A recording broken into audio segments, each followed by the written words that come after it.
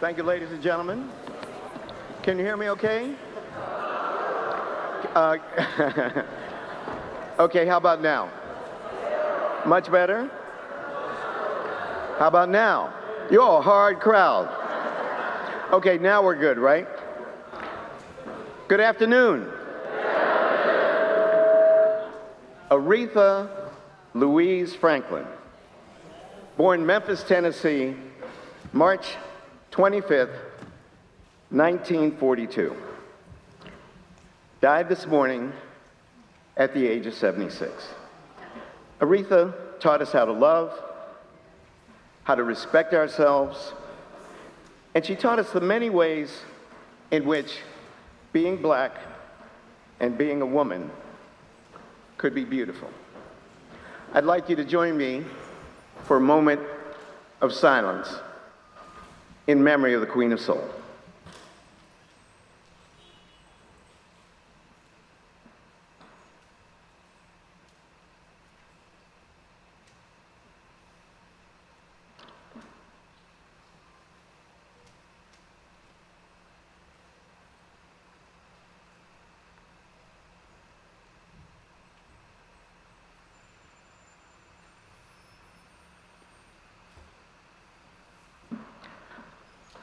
Please get up for Aretha Franklin, ladies and gentlemen.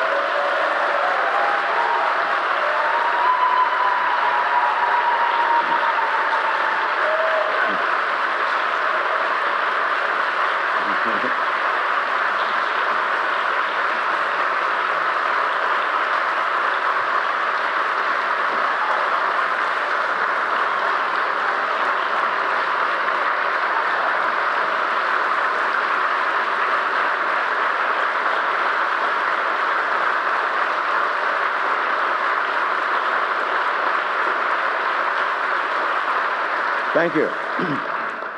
Now, you know she was great. I never saw anybody get a standing ovation who wasn't in the room. That's how bad Aretha was.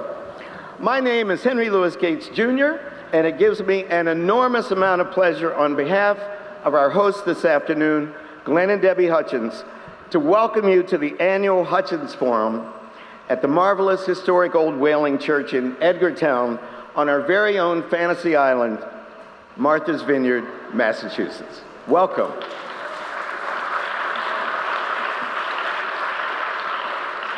And please give it up for our host, Glenn Hutchins, my man, sitting right there.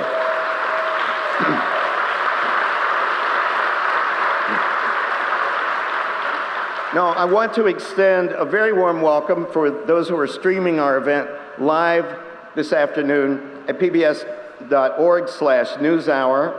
And we hope you'll do your best to join us here at the church live next year.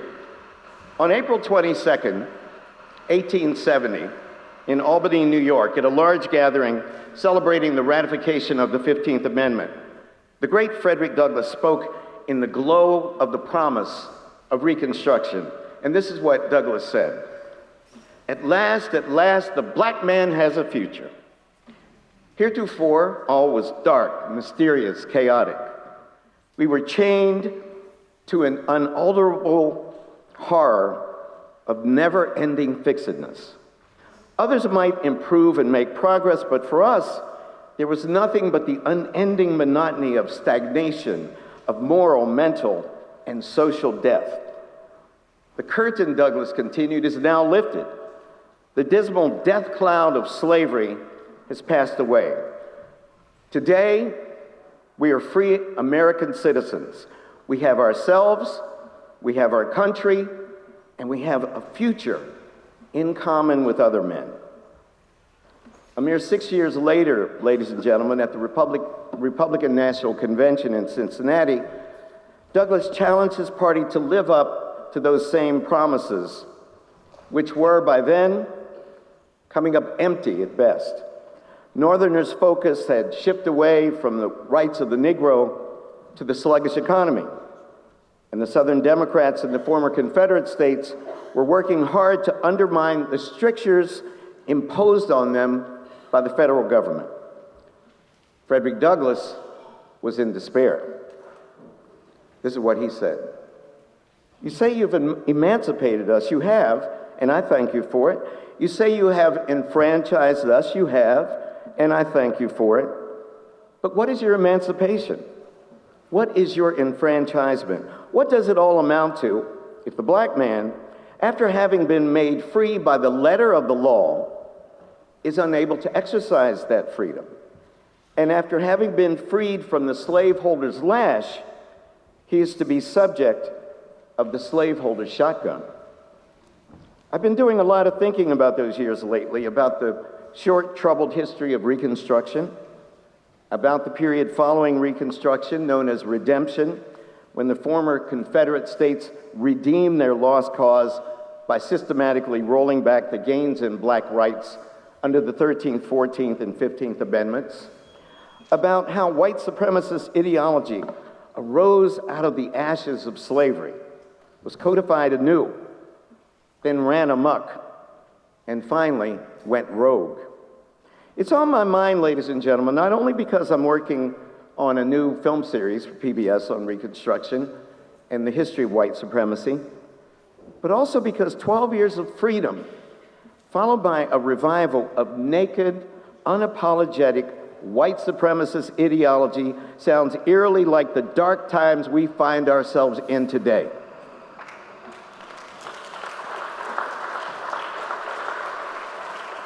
Though none of us would have believed it possible under the 8 glorious years of Barack Obama's presidency, the policies and attitudes of President Andrew Johnson toward liberal humanistic thinking, toward black people, and toward other people of color and difference are haunting the White House again. Andrew Johnson, to remind you, was the man who single-handedly rolled back 40 acres and a mule, and who tried to prevent the freedmen from exercising their right to vote. We have built this afternoon's panel around the notion of a single garment of destiny, a phrase made famous by Dr. King, and in fact, Dr. King learned that phrase from the great educator Benjamin Mays. Historically, we've seen that for every step forward for black people, we've been forced back at least 2 steps by the powers that be, still largely white, still largely male, still largely of the ownership class. Does this forward and back movement mean that the network of mutuality of which MLK dreamt may only ever be but a dream? Is it a dream worth striving for when backlash and brutality accompany it? What will achieving it, or at least working towards it, mean in an age of America First, when traditional alliances are being shaken and the social and quantitative metrics of race in this country are bleak at best, paralyzing at worst? Under the able leadership and moderation of Charlayne Hunter-Gault, we seek to explore many facets of these questions, to come at them from all sides, and to leave this church understanding more, and perhaps understanding differently, than when we walked into this beloved old Whaling church half an hour ago. Charlayne's distinctions are numerous and are outlined in our program: her direct role in the civil rights movement, her award-winning journalism career, her key position as chronicler of the past half-century. Charlayne is my dear friend, whom I love and respect and am afraid of. And there is no one whom I would trust more to guide us through the minefield of our discussion today. Before I turn over to Charlayne, please allow me to thank the 2 people in this room, and one of whom couldn't be here, without whom this forum, and indeed everything we do at Harvard, would not be possible. And that's Glenn and Debbie Hutchins, our hosts this afternoon, and the generous patrons of Harvard's Hutchins Center for African and African American Research. In fact, this couple, ladies and gentlemen, this couple is the largest donor collective to African and African American studies, anytime, any place, and anywhere. Give it up for Glenn and Debbie Hutchins.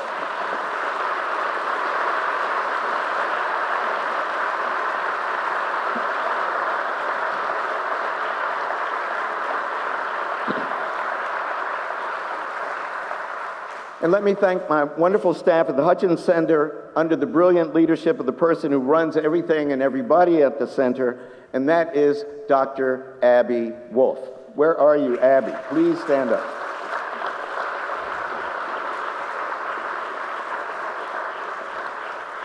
There are other people I'd like to thank too, and they are the members of our National Advisory Board whose continued generosity makes possible all that we do at the Hutchins Center. When I call your name, please stand up. Please hold your applause to the very end. Shahara Ahmad Llewellyn, Bennett Ashley, Richard Cohen, who happens to be the chairman of the board of the Cooper Gallery of African and African American Art, Virgis Colbert, Jeremy Henderson, Mitch Kapoor, Frida Kapoor Klein, Kay Madati, James Manyika, Damon Martin, Peter Norton, Doug Schoen, one of our panelists this afternoon, my Yale classmate Larry Thompson, Melissa Vale, Davis Weinstock, and Christina Weiss-Laurie. Please give it up for the people who support our activities at the Hutchins Center.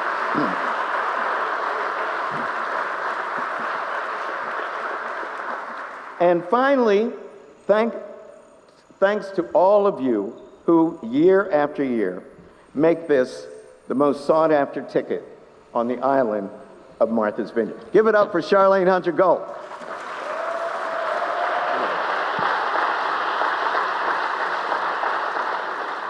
Thank you so much, Brother Skip.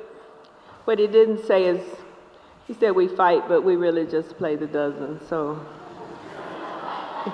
he's a little too effete to say that.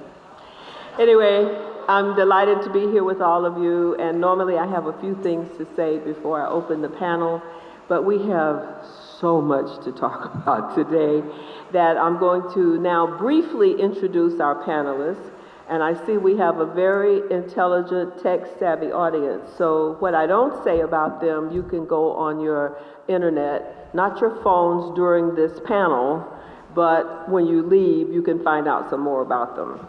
So I want to start with my colleague from the NewsHour, Yamiche Leon Alcindor, who is currently White House correspondent for the PBS NewsHour and as a political contributor to NBC News and MSNBC. How do you do it all? In the past, she's worked as a reporter for USA Today, the New York Times, and she's written mainly about politics and social issues, and you're going to find some interesting things about her in a minute. William Jelani Cobb is an American writer, author, and educator. He's the Ira A. Lipman Professor of Journalism at Columbia University and was previously an Associate Professor of History and Director of the Institute for African American Studies at the University of Connecticut in Storrs from 2012 to 2016. Since 2015, he's been a staff writer at The New Yorker and a new daddy. Mostly new. I mean, it's about, what, 2 years now? 16 months. Okay. He might have said 16 months and 3 days and several hours because he's a proud papa. Shermichael Singleton is a Republican political consultant. Now, before all you Democrats in the room react, let me say also, he's a Morehouse man, okay? He's also a CNN political commentator and is an experienced tactician who is a political opposition researcher and analyst. And during his time at an organization called America Rising, he also consulted for Republican candidates running for local, state, and federal office. Douglas Schoen served as pollster for President Bill Clinton. A longtime political consultant and pollster, he's also a Fox News contributor and the author of 11 books. His latest book is Putin's Master Plan, to destroy Europe, divide NATO, and restore Russian power and global influence. He also serves on the board of the Hutchins Institute. And finally, but not in any way least, Lawrence D. Bobo, our W.E.B. Du Bois Professor of Social Sciences at Harvard, where he also serves as chair of the African and African American Studies. He holds appointments in the Department of Sociology and the Department of African and African American Studies. His research focuses on the intersection of social inequality, politics, and race. And I just have to say, he's married to the amazing professor of hip hop at Harvard, Charlayne Morgan, who told me when I interviewed her for my NewsHour series, Race Matters, that I was woke, okay? I'm just saying, so get ready. Now, I'm going to start with you, Yamiche. And everybody here has a program, and if you don't remember what the title of the panel is, it's A Single Garment of Destiny, MLK's Dream in the age of Trump. So I want to know from you and everybody else on the panel, but you first, is the single garment of destiny intact, fraying, or frayed? And don't give me a one-word answer, because I want to know why you're going to answer the way you're going to answer, okay? Let me just turn this off while you're... I would say that it's been frayed for a long time, and it's continuing to fray. I think as a reporter, long before I started covering President Trump, I remember writing my very first story with a name like Yamiche and getting contacted by a reader who said Muslim people should not be writing articles. And I remember thinking, oh, this person already knows I'm not white, and they're already making a judgment about me very quickly. And it was my introduction to what journalism was, and my introduction into how people can judge you without even knowing who you are. So I think fast forward to Trump, there's a lot of things that this president has said, that people are from S-hole countries, that Mexicans are rapists and criminals, that some people are animals, that there are very fine people at Nazi rallies. But what we know is that there are a whole generation of people, a whole young and old, that believe those exact same things and have believed them long before President Trump was president. So you say we're not in a particularly new era in the age of Trump in terms of some of those things. And we're going to get to some of those in a minute. I mean, I think they obviously have a backing of a federal government, but... Right. But I think that they've existed. Right. Jelani? Fraying, intact, frayed.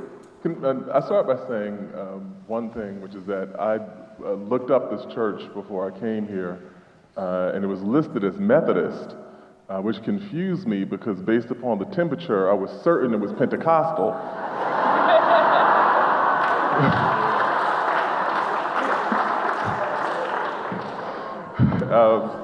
So if I, catch the spirit of something in here, just kind of go with me. There's been a single garment. There's been a single garment for a long time, and the question has always been, would people rather tear it than share it? And I think that that's been the fundamental reality of the Trump era, is not something new, perhaps something more overt, and something that's expressed with more vitriol and more comfort now, but it's certainly not a novel dynamic. And when we're talking about, the context of this, Dr. King saw this very clearly when he wrote Where Do We Go From Here, his last book. There's a whole chapter in that book called The White Backlash.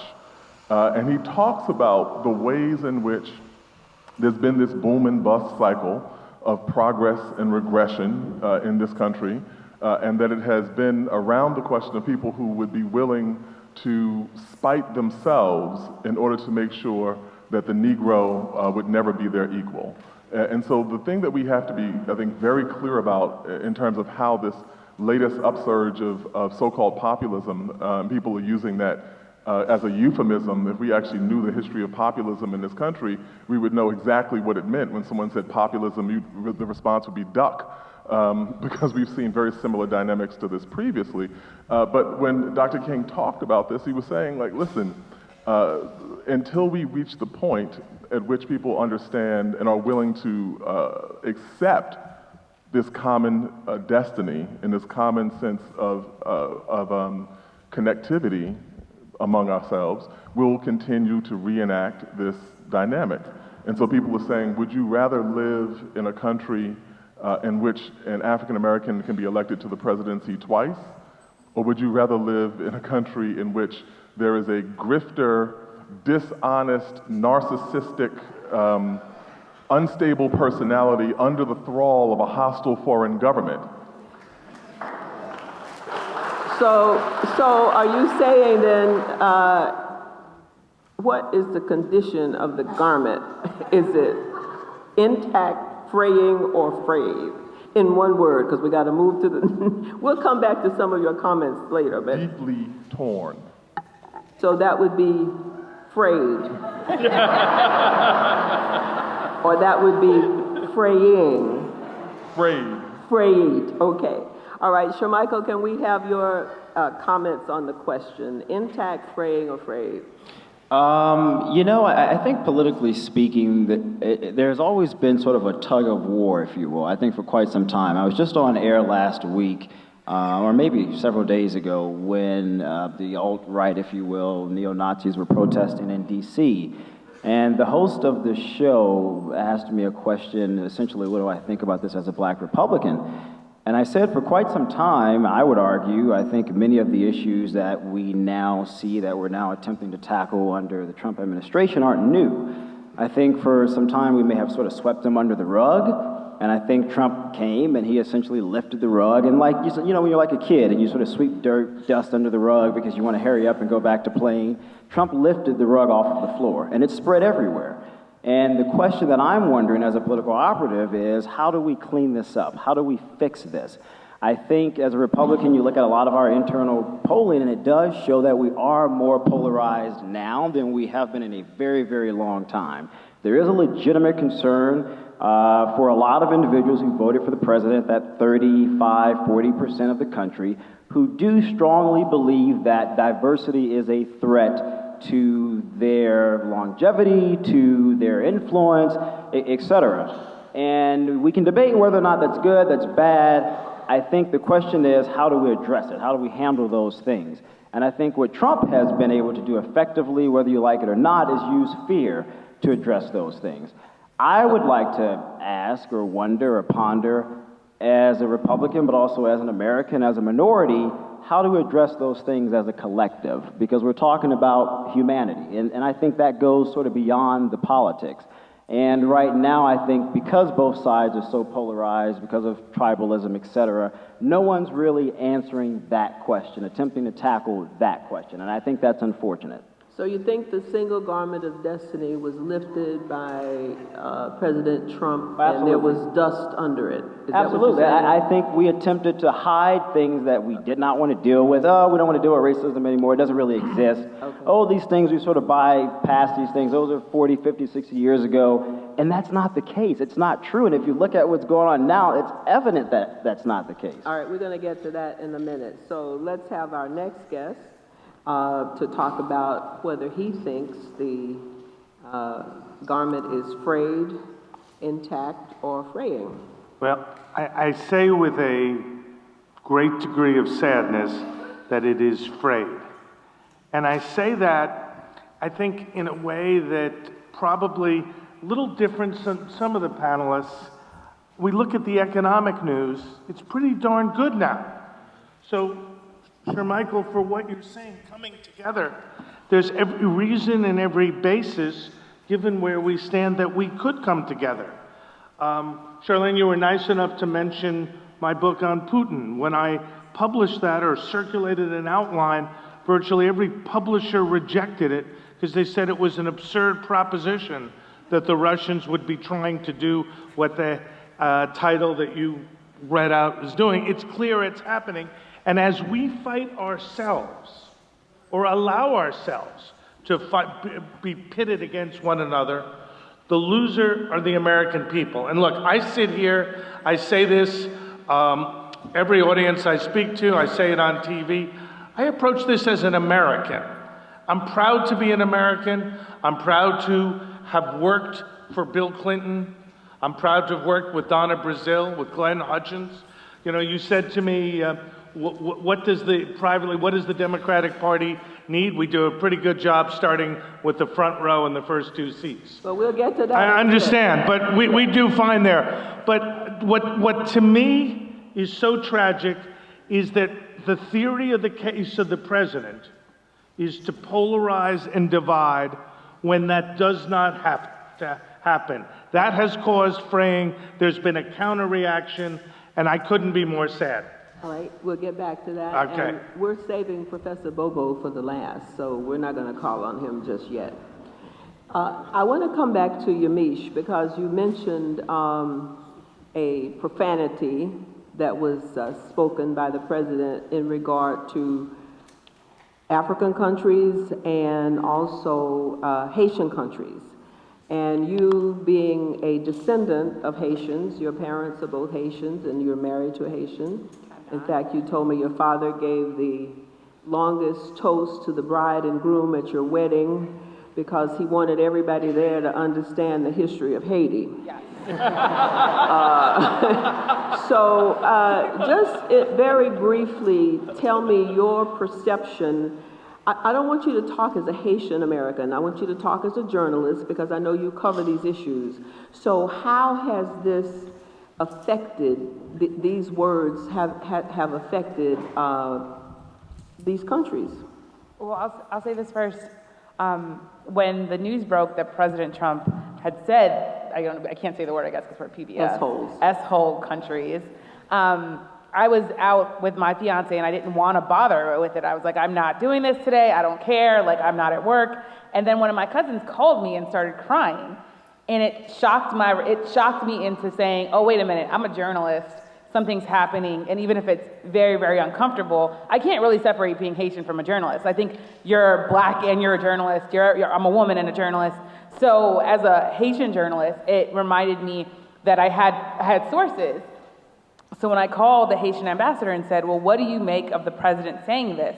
He started strongly condemning it. He told me that the Haitian government was formally asking for an explanation from the United States to figure out what he meant by that. And what it really meant was that you had a fraying relationship there where Haiti, already with so much history and so much bad blood between Haitians and Americans and the role of the United States has played in Haiti, you now had two governments arguing over something that the president said that the vast majority of, I've talked to, of American diplomats didn't believe.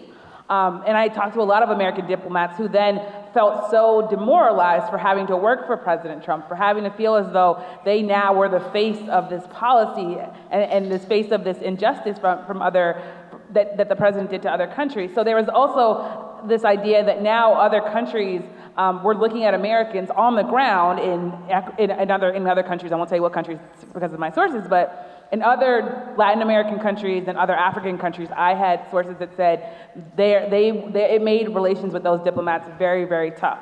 Because what was said about Haiti was also said about some African countries. Shermichael, you look like you want to say something right now. Well, I mean, look, I would say as a conservative, we talk a lot about tradition and norms and how important that is, philosophically speaking, to conservatism. And here is Donald Trump, who disregards all of those things, which is why I do not consider him to be a conservative.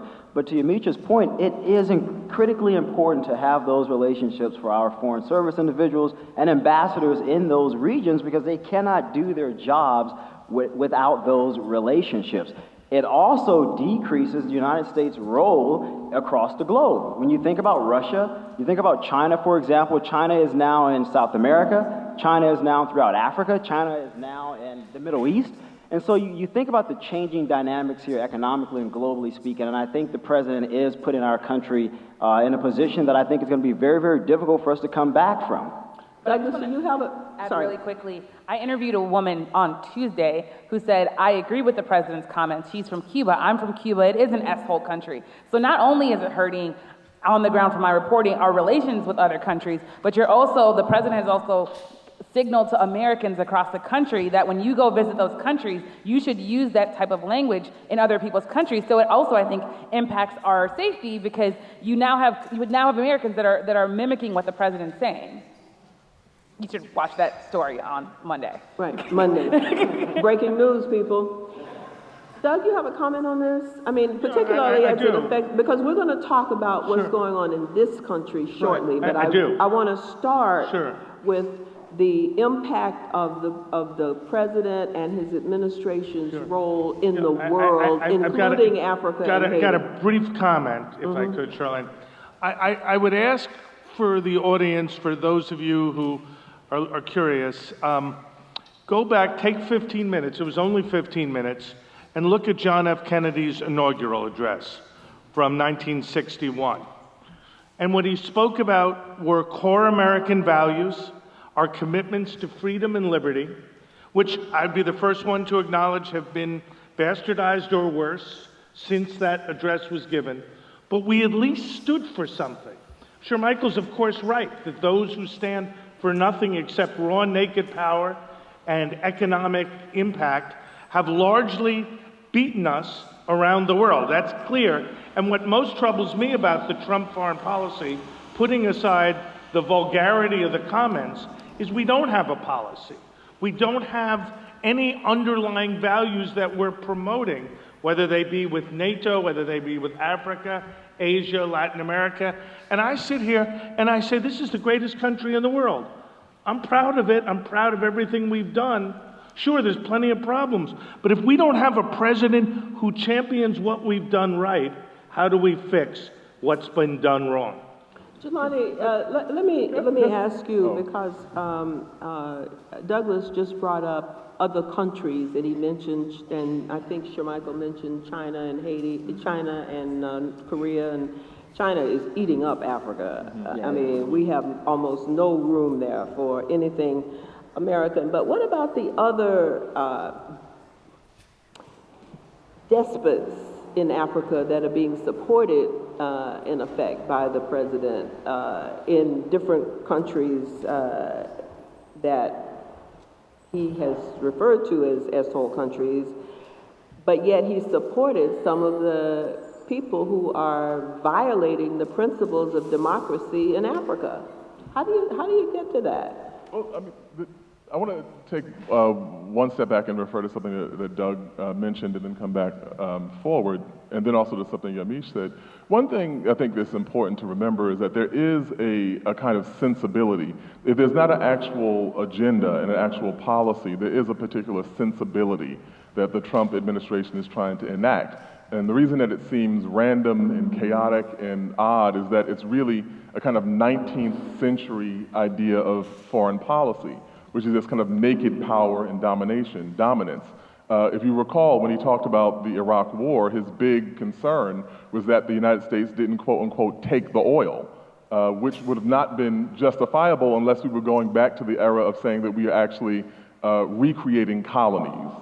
But in his mindset, that is actually kind of the way that global power works. He doesn't understand what's happened in the 20th century, so he doesn't understand multilateralism.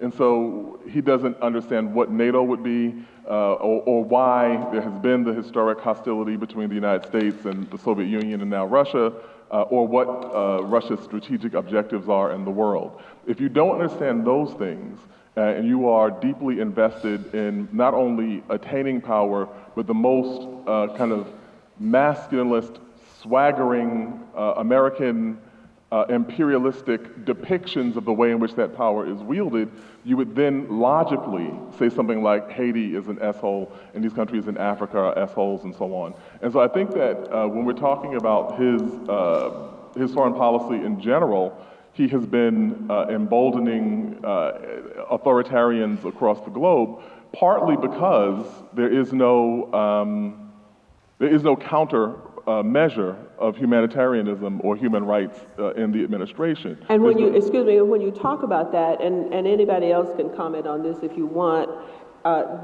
there, at one point I think that when the president was asked about Africa in particular, he talked about the fact that there was so much corruption, and now the administration and the Congress, not everybody in the Congress, of course, we have a congressman here who's looking at me really hard, but this administration is cutting aid to those countries that are really, aid that is really important.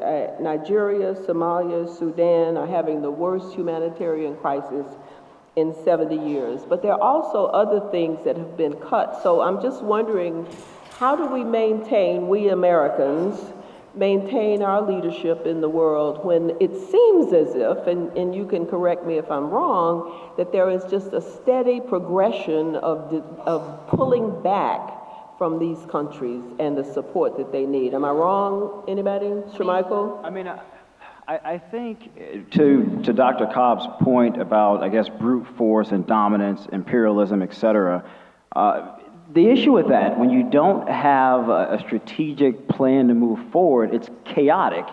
And that's what we're seeing, and I worked for the administration briefly. It's chaotic. They do not have a clear picture as far as foreign policy or even domestic policy for the most part is concerned. But you have also said that you thought President Trump was turning the corner, and I want you to put that in the context of what we're talking about now. Sure, so what I mean by that is from his position, he believes in the idea of America first. And to him, that means less economic resources elsewhere.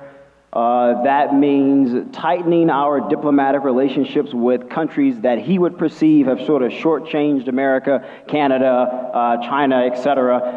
And the result of that, which is what I don't think he understands as far as building strong and solid relationships with some of our partners that we've held for a very, very long time, is that when you create that vacuum, someone else is going to fill it.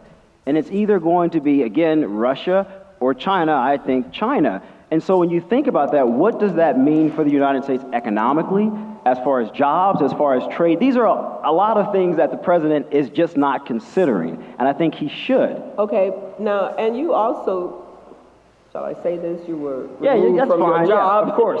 Some would say you were fired for criticizing the president. Yeah. But you have a voice. You are an African American who supports the president. No. Wait a minute. Wait a minute. Okay. I want to be very, very clear on this, and I'm just going to say this briefly. So yes, I did go into HUD with Dr. Carson. I worked for Dr. Carson when he was a presidential candidate. I became his communications director afterwards. When he decided to go in, and the thought process with those who are close to him was you need to have someone around you who you trust, who understands politics. I was the youngest one. Everyone else had businesses. Shermichael, you'll go in. Sure, fine. And so I did. My objective was going to be to try to protect him as much as possible, particularly as it relates to policy on what issues to push back on. I'm not there, and we're seeing what the end result of that is now. But I have never been a fan of Donald Trump, and I probably never will be a fan of Donald Trump. And I just want to make that clear. You sound a little like Armstrong Williams, who isn't here today, but I want to say, as someone who covered the campaign, this is also what people knew what they were voting for, and they knew that if you voted for President Trump, that he was going to likely back away from America's commitments abroad. He at no point ever made it seem as though he was going to be a leader for the world. He did. From all my reporting, that's not a role that he wants. He likes bilateral agreements. He likes personalities, but he's not someone who wants to go. Having covered him at NATO, having covered him at G7, he wants to be the leader in terms of being seen as driving the conversation. But he does not want to be seen as someone who's taking care of other countries. And his voters and the people who, for either economic reasons or for racial reasons, look into the humanitarian crises in Nigeria or other places. They're not concerned. It's not as if people don't know. It's that they see all those things going on and they say, we don't want that to be part of what we're doing. So is there anywhere in this administration, because they belong to President Trump more or less, where you see the mutuality of interest that Skip referred to that was a part of Martin Luther King's dream in the single garment of destiny? Is there anywhere that you can see it, Douglas Schoen, the mutuality of interest? I wish I could say yes, but I don't see it unless perhaps somewhere in the Pentagon we are seeing the military asserting quietly a different view and a different approach with the National Security Advisor and the head of the CIA, the Secretary of State, an alternative set of policies. That is a real challenge. It goes well beyond African Americans, but it gets to the whole issue of what is our purpose, how do we go beyond this president, and how do we and I wish, Jelani, it was just a pure bully. When I watched that press conference with Vladimir Putin, I was embarrassed. I was embarrassed to be a an American watching us get pushed around by a dictator who is corrupt, who stands for nothing, when the American president didn't stand up for us. But why do you think that is? Why do you think I think that is because he does not have a theory of the case. Sadly, Yamiche was right. He told us what he was going to do. There were some of us, Shermichael probably, me probably too, who didn't believe it.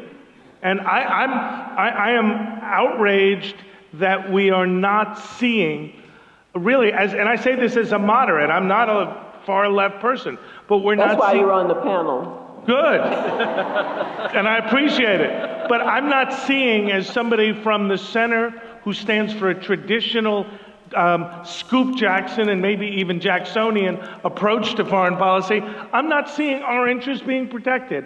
And that disturbs me, and that's to me where mutuality has the best chance. Well, let me ask you this, because you're a commentator on Fox News. How does what you're saying now go over with your peers and colleagues over there? Well, all I can say is I was on air when Donald Trump did his press conference. I said then... Which press conference? The press conference with Vladimir Putin. Oh, okay. Helsinki, I'm We're sorry. We're still there. And I say what I think, and I've always done that. It's clear there's a point of view on the network that is much more pro-administration than my own. That is their choice. They're the best rated cable channel.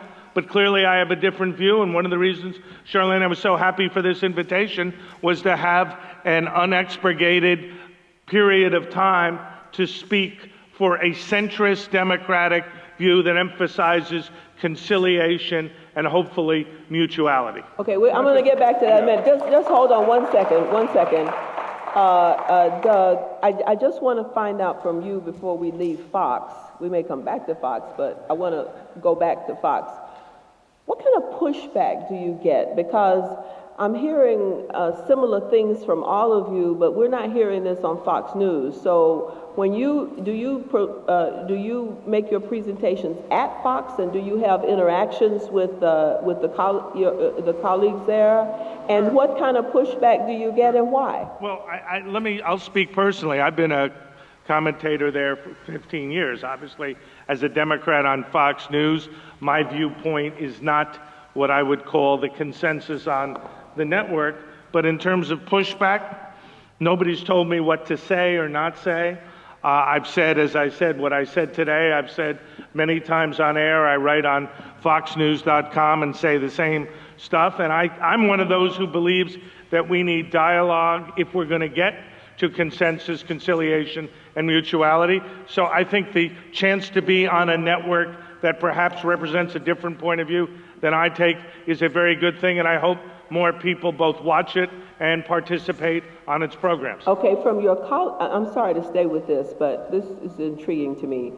From your colleagues that you work with, you say you don't get pushback. None at all. But you surely get pushback from the vast audience that watches Fox. So I'm wondering what kind of questions what kind of pushback you get from that audience, because that is a very supportive audience. And there are people who, despite the fact that none of you are supporting him on this panel, there are people who do support him. Yeah. So what are you getting? Yeah, and I think that this will be a positive and good uplifting point for me to turn the discussion to the other 4 or 5 panelists.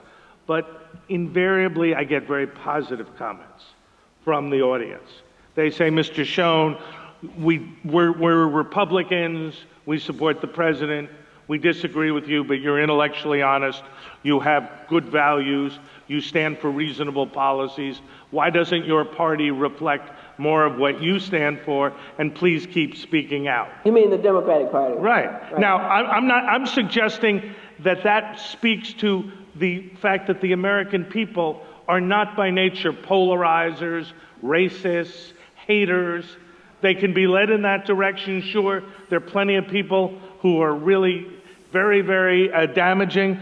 But candidly, if we had political leaders who do what Donna Brazile has tried to do and my own modest way have tried to do to bring this country together, there is a core constituency, 50, 60% of all races and all creeds and worldviews that would enthusiastically welcome it. We're not a country that's inexorably divided and haters. Michael, I know you want to speak, but Jelani, Jelani was next.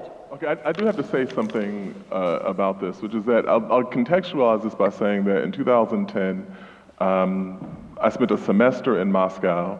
I had the opportunity to have dinner with journalists from Novaya Gazeta. That's the newspaper that Anna Politkovskaya was a journalist with. She was, of course, killed for her criticism of Vladimir Putin's execution of the war in Chechnya. And I had conversations with them about what it feels like for them to have lost 4 of their colleagues almost blatantly at the hands of the Putin regime as a means of silencing them for their critical coverage. We could talk extensively about Vladimir Putin's human rights abuses. However, I have a problem with framing this as this sort of unilateral good guy versus bad guy narrative.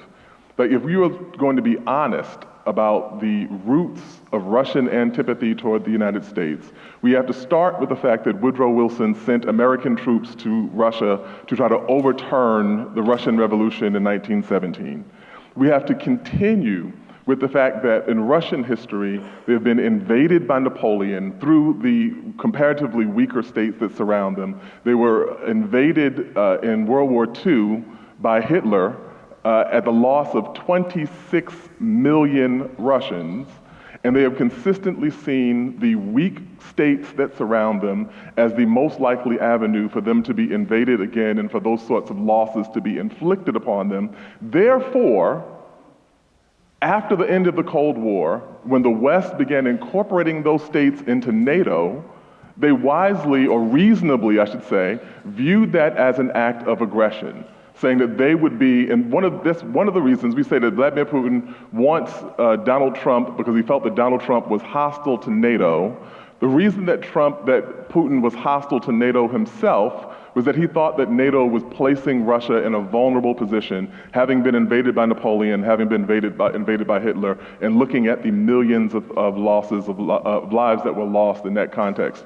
Bill Clinton, that flaming radical leftist, Bill Clinton said, I'm being sarcastic, said that they handed Boris Yeltsin a load of the same thing that Trump called Haiti. They handed Yeltsin a load of this consistently because Yeltsin was seen as a weak leader and the West took advantage of him again and again and again. So in the context, in the grand scheme of history, Trump is not a kind of departure from what we've seen before. He may be a vulgar embodiment of it, and what's happening between the United States and Russia is not novel. It's a continuation of the themes that have existed in American-Soviet relations and American-Russian relations for a century now. And so, more succinctly, the United States has blood on its hands too. Okay, let me go back to just very briefly, and Shermichael, I know you want to say something, but I just want to go back to Doug for a moment, because you're for comity and people coming together and being good to each other. That's the point that President Trump makes about why he was with Putin and why he was with Kim Jong-un and why he was with all these people, that they need to have this communication. You disagree with that? I have a different view of what amity and comity are about, and I believe that it starts first and foremost at home with a policy of reconciliation and a strength of leadership and core values. And until those are articulated, sadly, I do not think we can be as effective as we need to be, either cooperating or certainly standing up to our adversaries. But my question was, the president is saying that you need to have correspondence with people with whom you disagree. So what's wrong with that? That to me is axiomatic, but the policies that he himself are pursuing are anathema to the way I think about politics and our country and our values and how we should craft a foreign policy. All right, Shermichael, did you want to come in on that, or you have something just you want to? Briefly, it's not. out of the norm for us to have open relation, or at least open dialogue, if you will, with our adversaries, whether it's Russia, China, various countries in the middle. That's not like out of the norm. In a room where nobody else knows what was going on? Well, that's problematic for a lot of reasons because of who our president is. But to Dr. Cobb's point, historically speaking, I definitely agree and acknowledge everything that he stated. But I think with Donald Trump, the issue is, why does he have such an infatuation with strong men? Why? Why, for whatever reason, does he look at these individuals and the way they're ruling their countries and attempting to embody or replicate that in the United States? That is problematic. And not only are you seeing it with his constant attacks on the media, where you're now seeing a significant portion of Americans, including some Democrats, including independents, that are now thinking, well, maybe we shouldn't trust the media as much.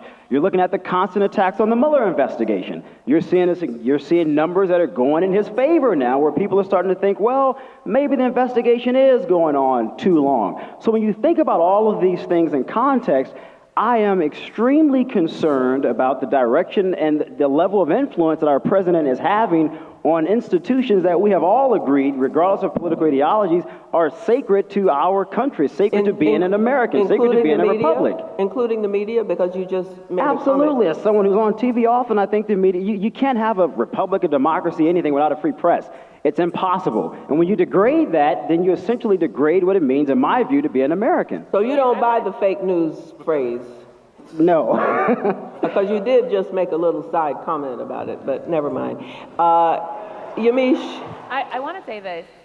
As a reporter who's covered local communities in the beginning of my career and still do, I take issue with the fact that people think that Donald Trump was the reason why people don't trust the media, or the reason why people look at the FBI and wonder if they're really in their favor, or the reason why people look at the police and wonder, can I really trust these people?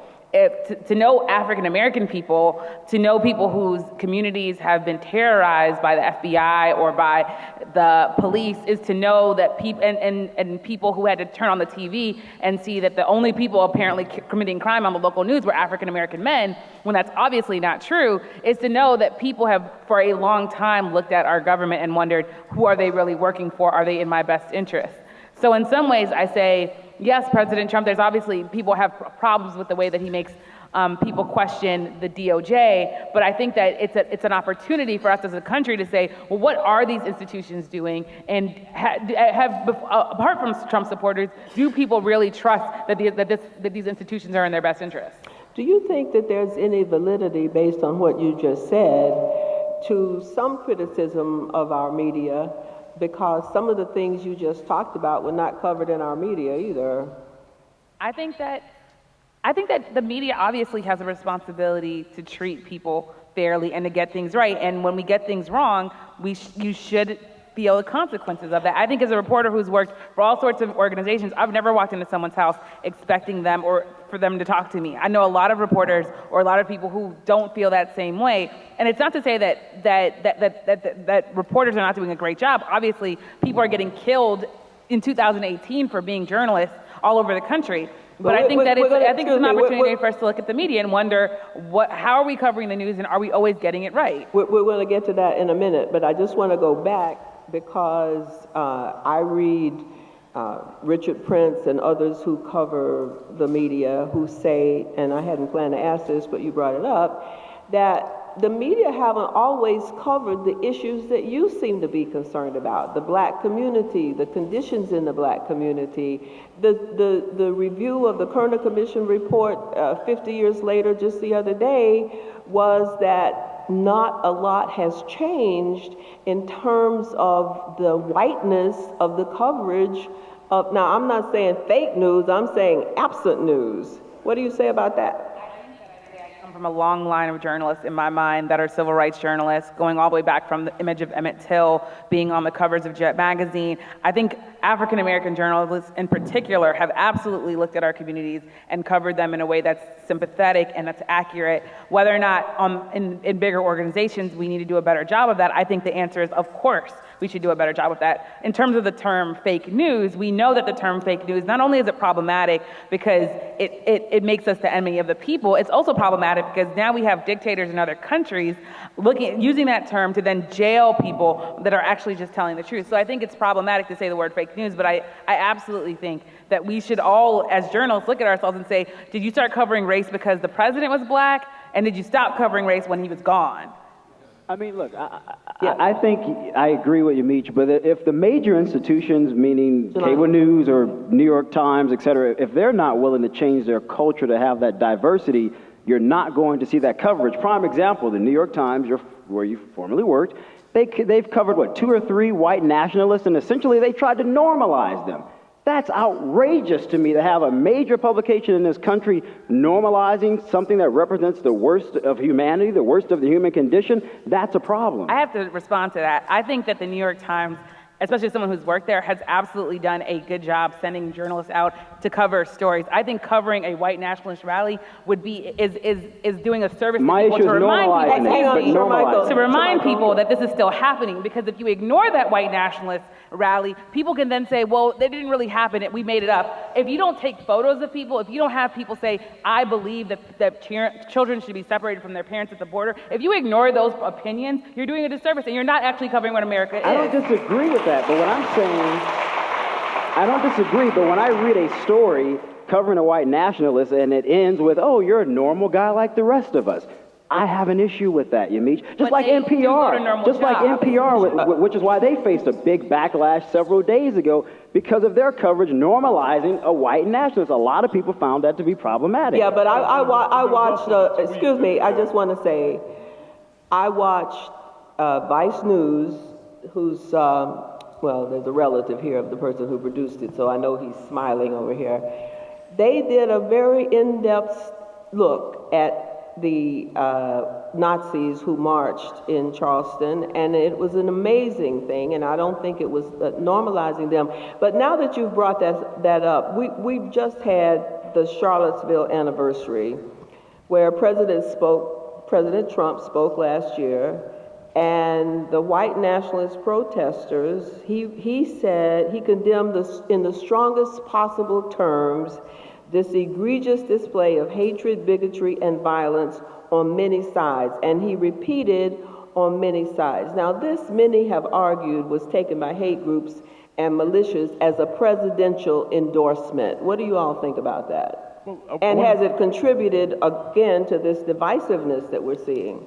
I want to say one thing really quick, which is that it's not so much the issue of the Times covering this. I actually did a conversation with John Elegant from the New York Times in response to the outrage. I was on the podcast with him in response to the outrage about the profile of the white nationalist.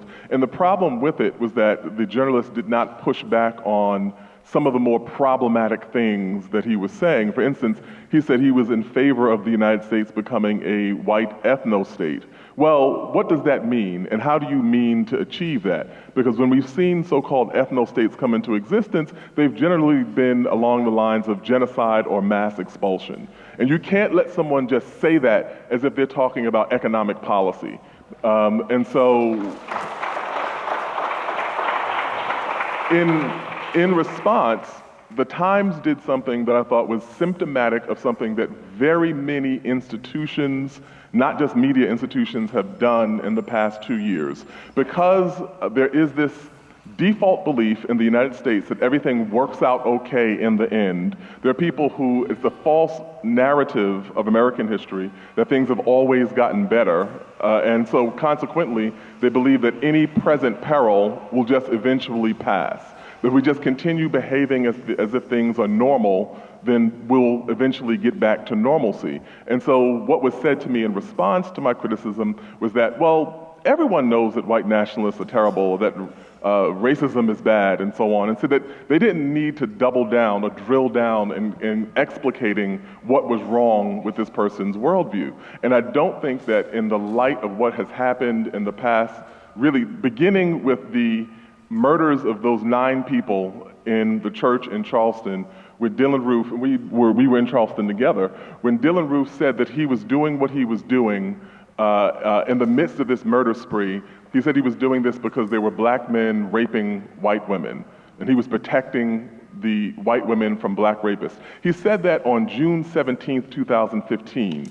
On June 16th, 2015, 24 hours later, Donald Trump had declared his presidential candidacy, saying that he was doing so in part to protect the country from Mexican rapists. And so when we saw that language being deployed, for people who understand the true and actual history of this country and the kind of atrocity that it's capable of committing, that was an alarm.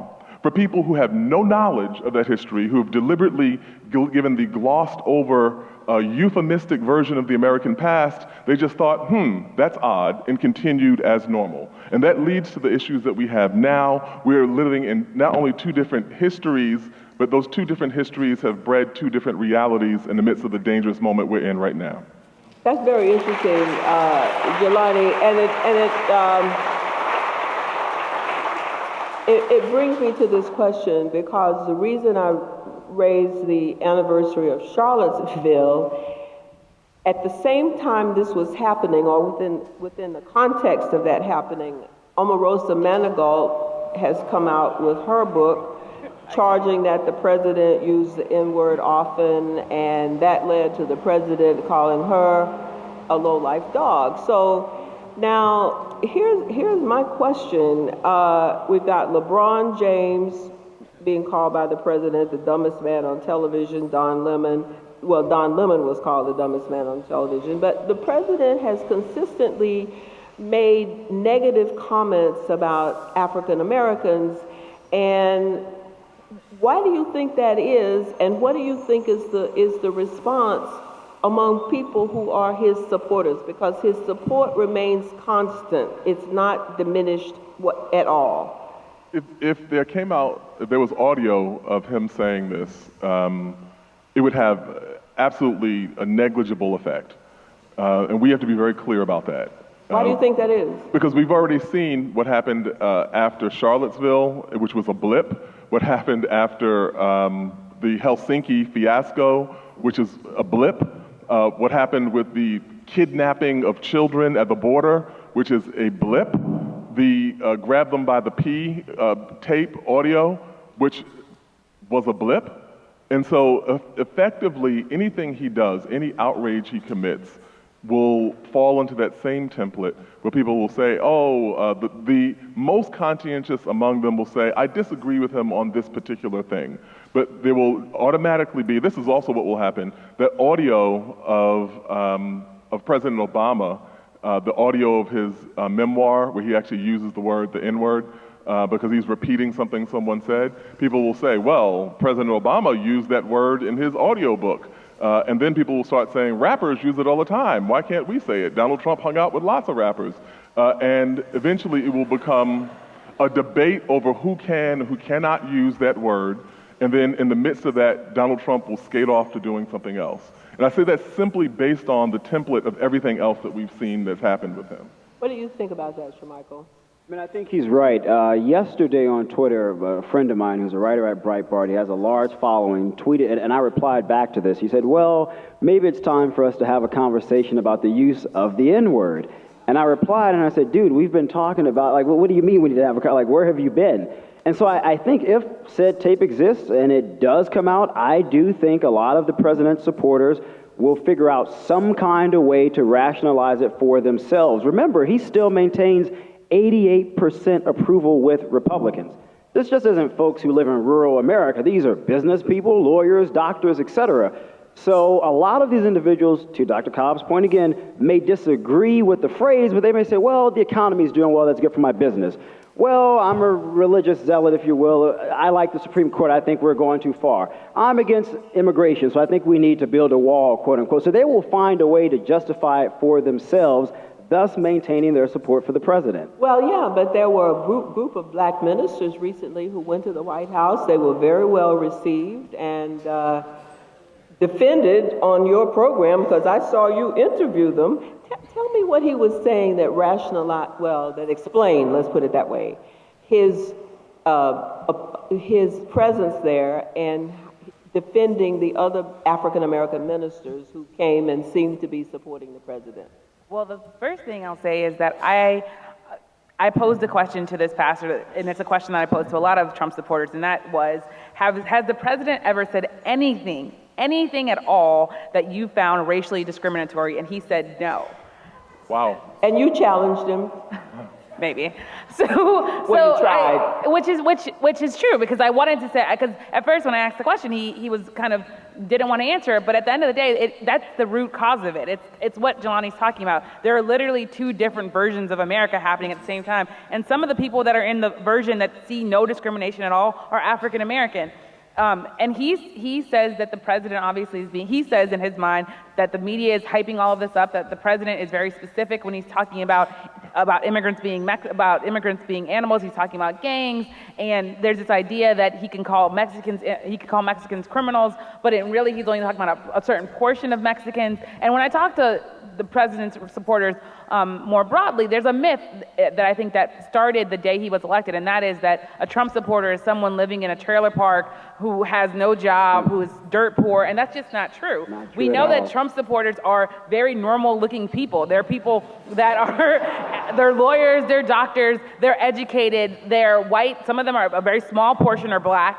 And there's this idea that they see the president as either one saying what they've always been thinking, or two, even more, when I talk to a couple white nationalists, they say they've never been more excited about a president than this one because they see this as a dog whistle to them, and they think that he's also secretly giving them messages. I will say, though, just to present the White House's point of view, when Sarah Sanders was asked about the idea of President Trump attacking African Americans in particular, she said, well, he attacks all sorts of people, which is true. He's attacked John McCain, he's attacked all sorts of people, but there is, of course, something very, very interesting about calling an African American woman a dog. That's a little bit different. There is something that has been missing from this conversation, which is exactly what Donald Trump wants, and to go to a question you pose, what the Democrats lack and what the country lacks. We're now in the thrall of identity politics, and I've heard three people be extremely articulate about everything that Donald Trump has said and done wrong. And I couldn't disagree. But we don't, as Democrats, have an alternative agenda. And we don't have an answer to Donald Trump's assertion that we have the lowest rate of black and Hispanic unemployment in decades. We are on the cusp of potentially having an African American Speaker of the House of Representatives. Nobody's mentioned that. I think that makes a lot of sense. I'd be very proud of that, and I think it would offer to America a different view and a different approach to the politics of our country. But Martin Luther King spoke about a poor people's campaign, about integration, about affordable housing. We don't talk about that anymore. And that plays both into Donald Trump's hand. It's a weakness of the Democrats, it's a weakness of our system, and it's ultimately what I would say makes me profoundly disquieted about our country, because we can be all that articulate in decrying, Charlayne, what you quite rightly point out is outrageous stuff. But we got to talk about our problems. And Jelani, you can probably articulately and more articulately than me make it clear that I'm not really speaking the way I should. But you know what? No, it's not that. For poor people who don't have jobs, who aren't getting educated, and are in a cycle of poverty, this rhetoric means nothing. Well, as offensive as it is. But the problem is, a lot of these poor people were black and Latino, and that rhetoric meant a whole lot to them. And so when we're talking about identity politics, it's like it drives me up the wall, because if we want to talk about identity politics, talk about the first immigration law in this country in 1790 that said the only people that could come to the United States, the only people who could be naturalized as citizens of the United States were free white men. That is a statement of identity. That 3/5 compromise in the Constitution is a statement of identity. The fact that Thomas Jefferson copy-edited out the denunciation of the transatlantic slave trade in the Declaration of Independence is a statement of identity. We could go through the entirety of this. What's happened is that whiteness has become normative. So when other people articulate their identities in response to the ways that white people have historically, and in terms of policy, politics, government, acted on their own behalf as an identity group, when people respond is then all of a sudden this conversation about identity politics. But we've seen all the precursors. If we're talking about Strom Thurmond, if we're talking about George Wallace, if we're talking about the shift of the Republican Party in the wake of the Civil Rights Act and Voting Rights Act of 1965, all these things that we've seen that were specifically targeted at white people as white people. And so we don't get anywhere saying falsely that we're all in the same boat when we talk about some very specific differences in terms of the way that white people are poor and black people are poor. And then finally, we have been, these reactionary movements have generally come about most vitriolically in response to movements that indeed try to articulate our common Americanness. The backlash to Dr. King, when Dr. King spoke in the language of our common garment of destiny, and what we got was Lincoln Rockwell and the American Nazi Party in response.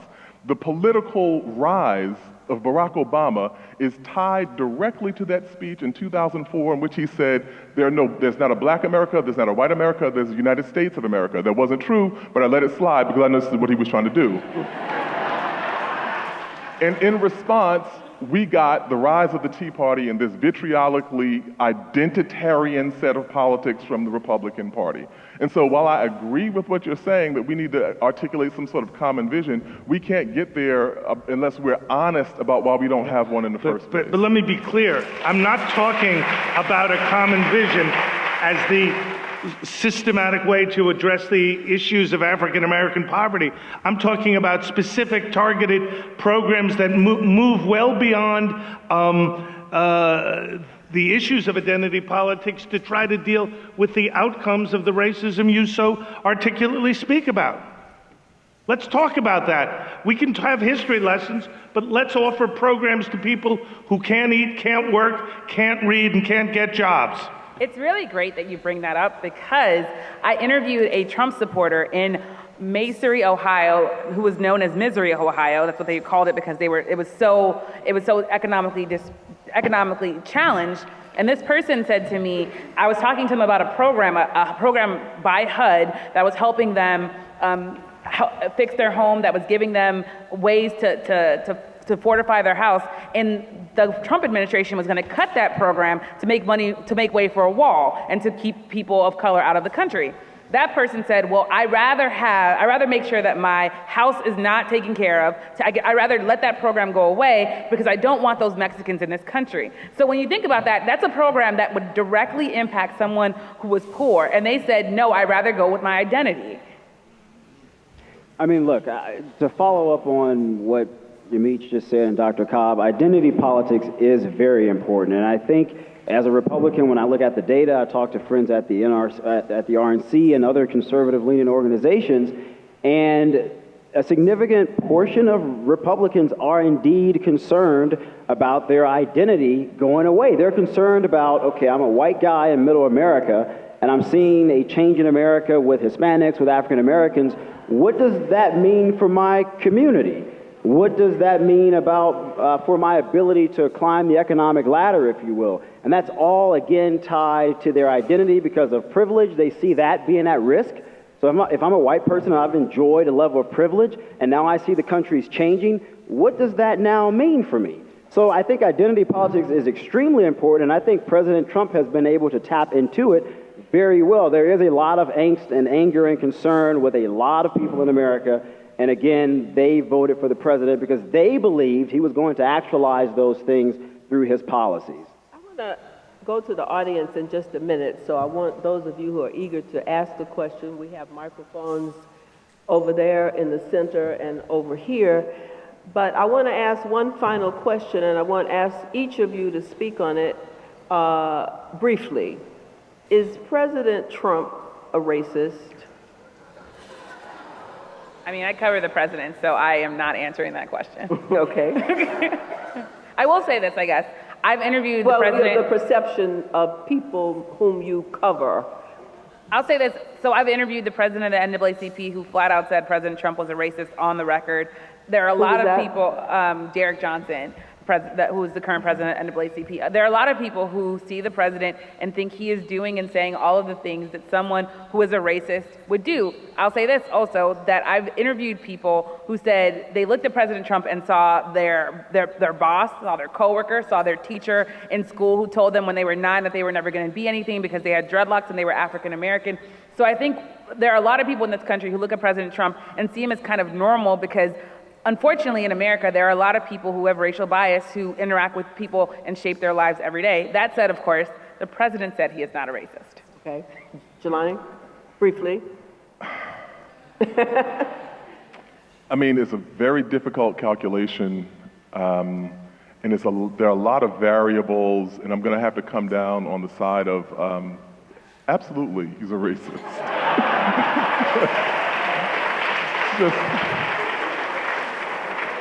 And for more reasons than we could articulate, but I think that if you are cited by HUD for housing discrimination, it's a chance you might be racist. If you are, it could turn into a comedy routine. You just start listing off the things. But I think that if we set a high bar, I'll say this more earnestly, that Columbia Journalism Review did an issue in which they grappled with this question: should you call the president a liar? Should you call the president a racist? And I said that as journalists, there has to be a very high bar for making those kinds of statements and designations. On the other side, you err on the side of normalizing people if someone has met that very high bar and you still refuse to call it what it is. And so, I don't think there's very much room to make a plausible counter-argument that everything that he's done, everything that he's been associated with, the fact that he said that a Mexican-American judge couldn't preside over a trial because he was in fact Mexican-American, the litany of things is too long to list here. I don't think that we can make a plausible counter-argument that he's not racist, so yes. Shermichael? You know, look, a person's actions speak louder than words, and I'm just going to leave it at that. And I would say, echoing Shermichael, the president has used race in a way that is unacceptable, it's polarizing, it's dividing, and whether you think I'm right or wrong, naive, foolish, with my worldview, what the president has said and done, particularly, Charlayne, in the last week or 10 days, makes me profoundly sad, depressed, and disappointed. You know, former President Jimmy Carter said not long ago, you know, he's now 93 years old. And some of us say, oh, this is some of the worst I've seen in my lifetime. And I hear people 43 years old saying that, and I figure, well, you haven't had a very long lifetime. President Carter is 93 years old, and he said the problem now with racial divide is probably greater than I have known in my adult lifetime. And I think that's pretty profound. Now, listen, let me just go to the audience. Nobody has a question? This is unusual. All right, let's see if we can't get some questions from the audience. I'm sure you have some. Yeah, so oh, wait a minute. Yeah, that's right. People should start lining up if you're going to want to ask questions to the panelists. So let me do my little final piece here this evening. Thank you, Charlayne.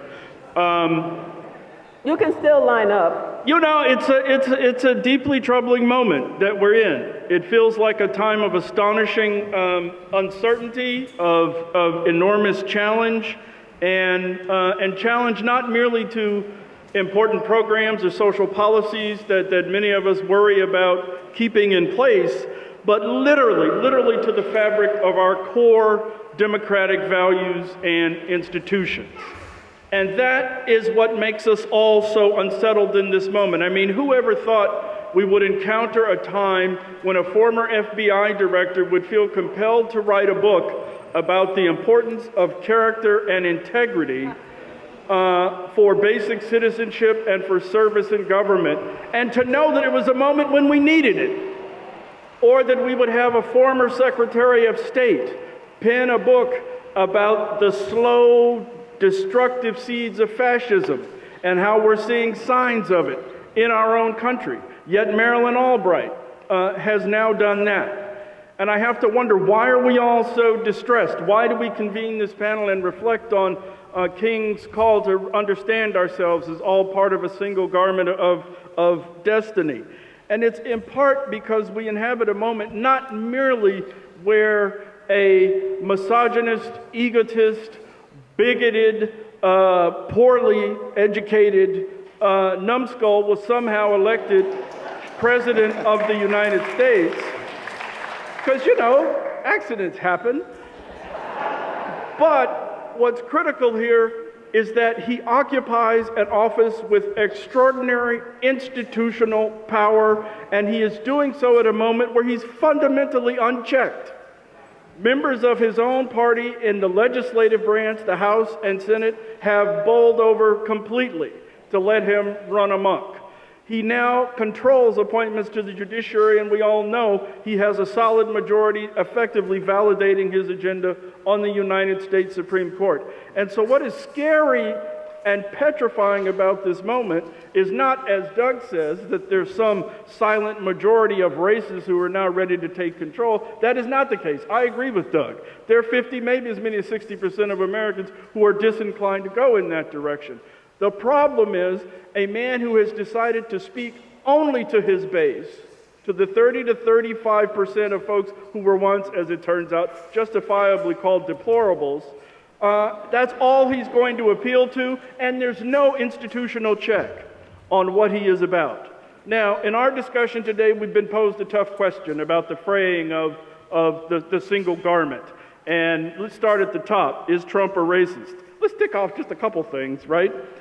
Jelani noted the discriminatory practices in the 70s, where people in his real estate office put a little C by applicants from blacks and Latinos, colored.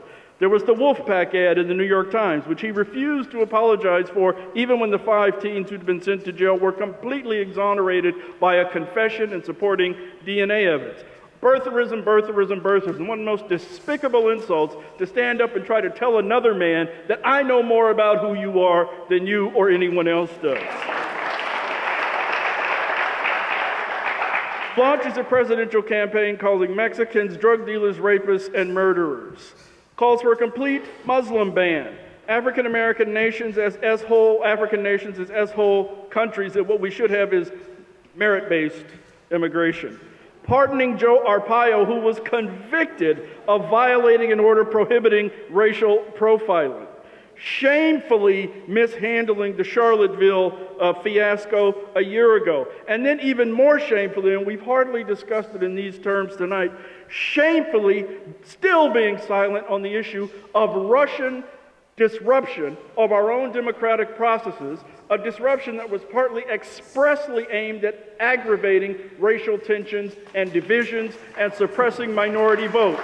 And this cad has not spoken to it yet. I want to wrap up by saying we had 3 big clumps of ideas here this evening. Is this really a different moment? I think there was consensus here following Shermichael that Trump lifted the rug off a whole bunch of bugs that were crawling around down there.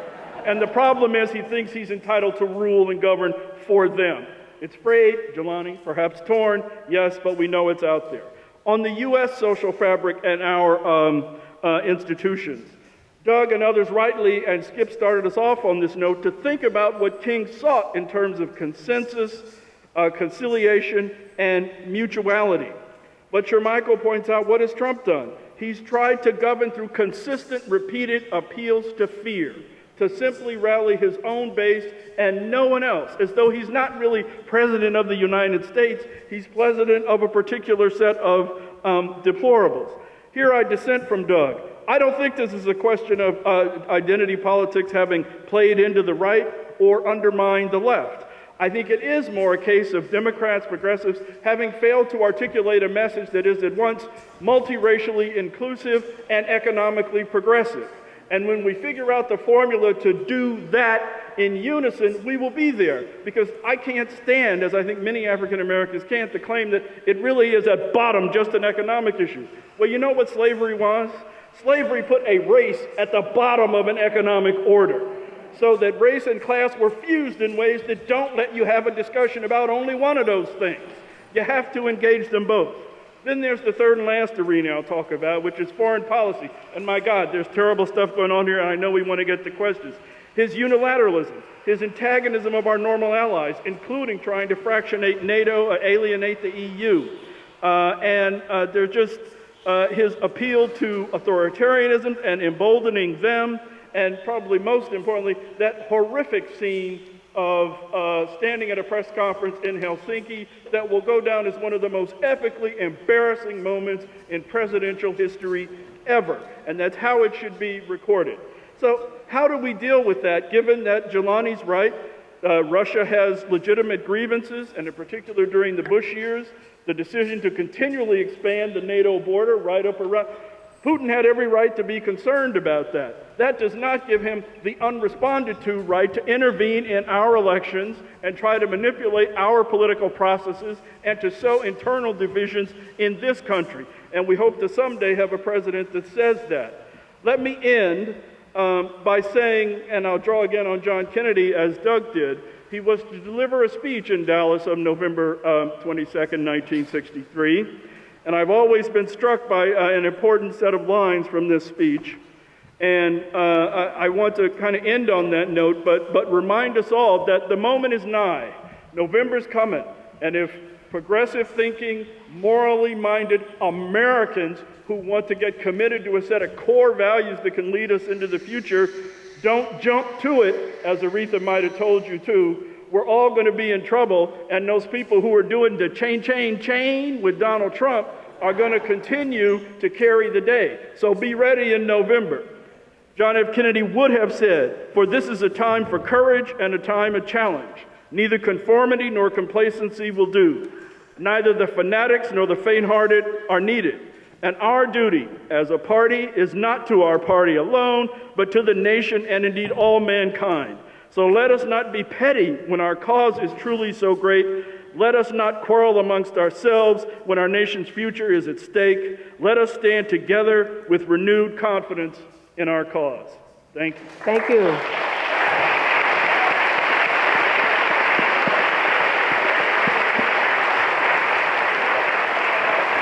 All right, we have about 35 minutes for questions. And so, and I want you all to remember, we are taping this. It's live for audiences, and it will be live ad infinitum.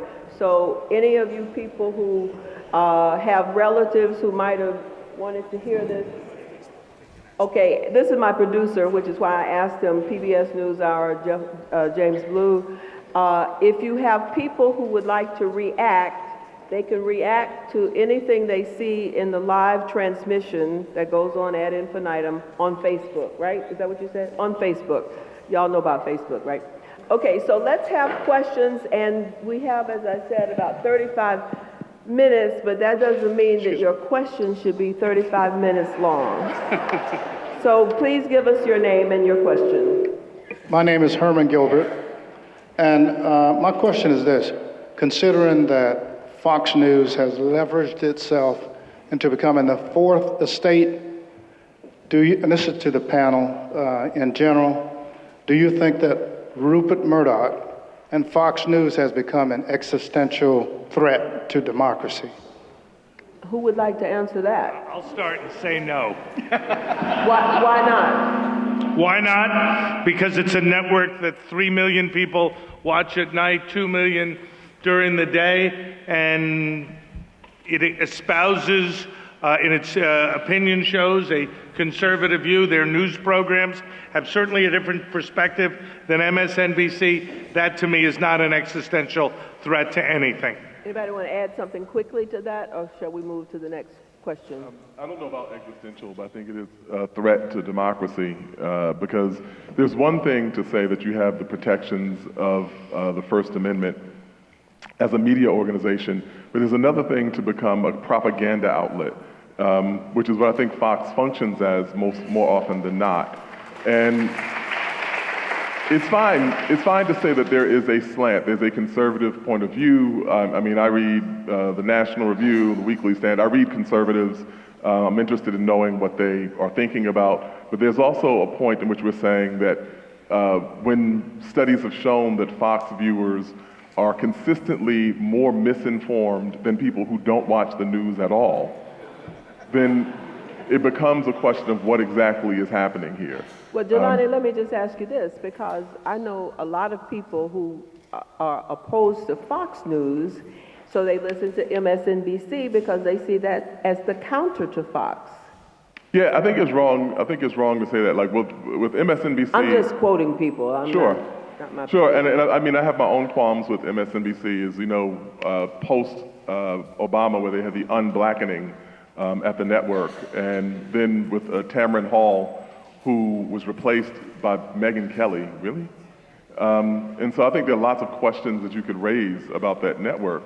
But I think that there's still a kind of fundamental, it's like we're a progressive-oriented or left-oriented institution, fine. But my issue with Fox is not saying that it's conservative, so much as saying that their willingness to say things that are not true. Okay, and that disturbs me a good deal. I'm sorry, thank you. And by the way, I did apologize, and I'm going to say this publicly. I wish more of my colleagues on television would learn how to say, excuse me, when they interrupt somebody who's making a point. I haven't had an opportunity to say that. I'm now on the live thing, so I'm going to say it. Excuse me is a really nice phrase. Yes. Good evening. Who are you? Good evening. Yes. My name is Richard Bernstein, and I am a Supreme Court Justice from the great state of Michigan. My question to the panel is, what role do you feel the judiciary has played in our discussion tonight? Do you feel that the judiciary has maintained the credibility and confidence of the nation? And also, do you feel, whatever your answer is to that, that the judiciary is able to and has been able to serve as a necessary check and balance? Thank you. Anybody want to take that? I'll say two quick things, this Yamiche. The first is that I think that it has been covered, the role that President Trump has been able to have in appointing a record number of judges. The Senate, as much as people say that Congress isn't doing something, they are getting something like 24 judges on the federal courts. And those are judges that are going to be there long after President Trump is gone, and they're largely very, very conservative young judges that they're putting on the courts. That said, I'm thinking about the story about the ACLU. The ACLU has kind of, in some ways, become almost an NRA version of the left, in that, not so much in what their beliefs are, but in the fact that they have really taken on this role of taking things to court and getting a check and balance on President Trump in a way that I think has surprised a lot of people. You think about family separation, we know numbers, we know specifically what's going on with a lot of the kids, because there's a federal ACLU lawsuit. We know a lot about the travel ban because, again, there was a lawsuit going through the courts. You have judges in Hawaii and other places that are stepping in and saying, we really have to figure out if what the president is doing is legal. Thank you. Yes, sir. Hi, thanks for the opportunity. My name is Neil Callender. I'm interested in the 2020 census. Given the changing demographics in the country, it seems to me that this particular census will be very fraught. And I'm interested in your opinions about whether or not it will be possible to have a census with integrity. And if we're not on the path to have such a census, how do we, or what do we do between now and then to assure that we can have such a census? Thanks. I was going to say, we sure need a census with integrity. I've done some work in New York City on the undercount, but as important as the census is, and it is, of course, quite important, we've got to get things right on gerrymandering, because what happens, and it's a devilishly brilliant plan that the Republicans have successfully implemented, is to interpret the Voting Rights Act when it was enforced, that you could put African Americans in 1 or 2 districts in urban areas and basically spread out whites and more moderate voters in a broader range of districts, so that Democrats could win states on a partisan basis in the popular votes. And I think, as was the case in Pennsylvania before the recent court decision, have only 1/3 of the seats in the House. So both are equally important. Just really quickly, I do think that the census is important because if you look at 2020 and even beyond, I know that we Republicans have had some conversations, at least in the past several months, about what does the changing demographics mean across states. Because during President Obama's term, I believe we won around 900 state legislators in the House, the Senate. We control, I believe, 26 or 28 governorships. So when you think about that, from a Republican perspective, and I think this is unfortunate, they look at those numbers and the question is, well, either we utilize tactics such as gerrymandering, or we utilize the courts, to Yamiche's point, to sort of prohibit some of these minorities from participating in the voting process. So I do think it's very, very important going forward that we really play a more diligent role, particularly some of those nonprofit organizations like NAACP, et cetera, to make sure that people are being counted. When you say we, who do you mean? I mean, okay, myself, NAACP, Urban League, other organizations that explicitly focus on these types of things. I believe it was the NAACP that filed a lawsuit, I think in North Carolina, that went all the way up to the Supreme Court. So again, I think it's important for those organizations to keep an eye on this. Yes, ma'am. Good evening. My name is Stephanie Zinnerman, Brooklyn, New York, and I have a question about language in our public discourse.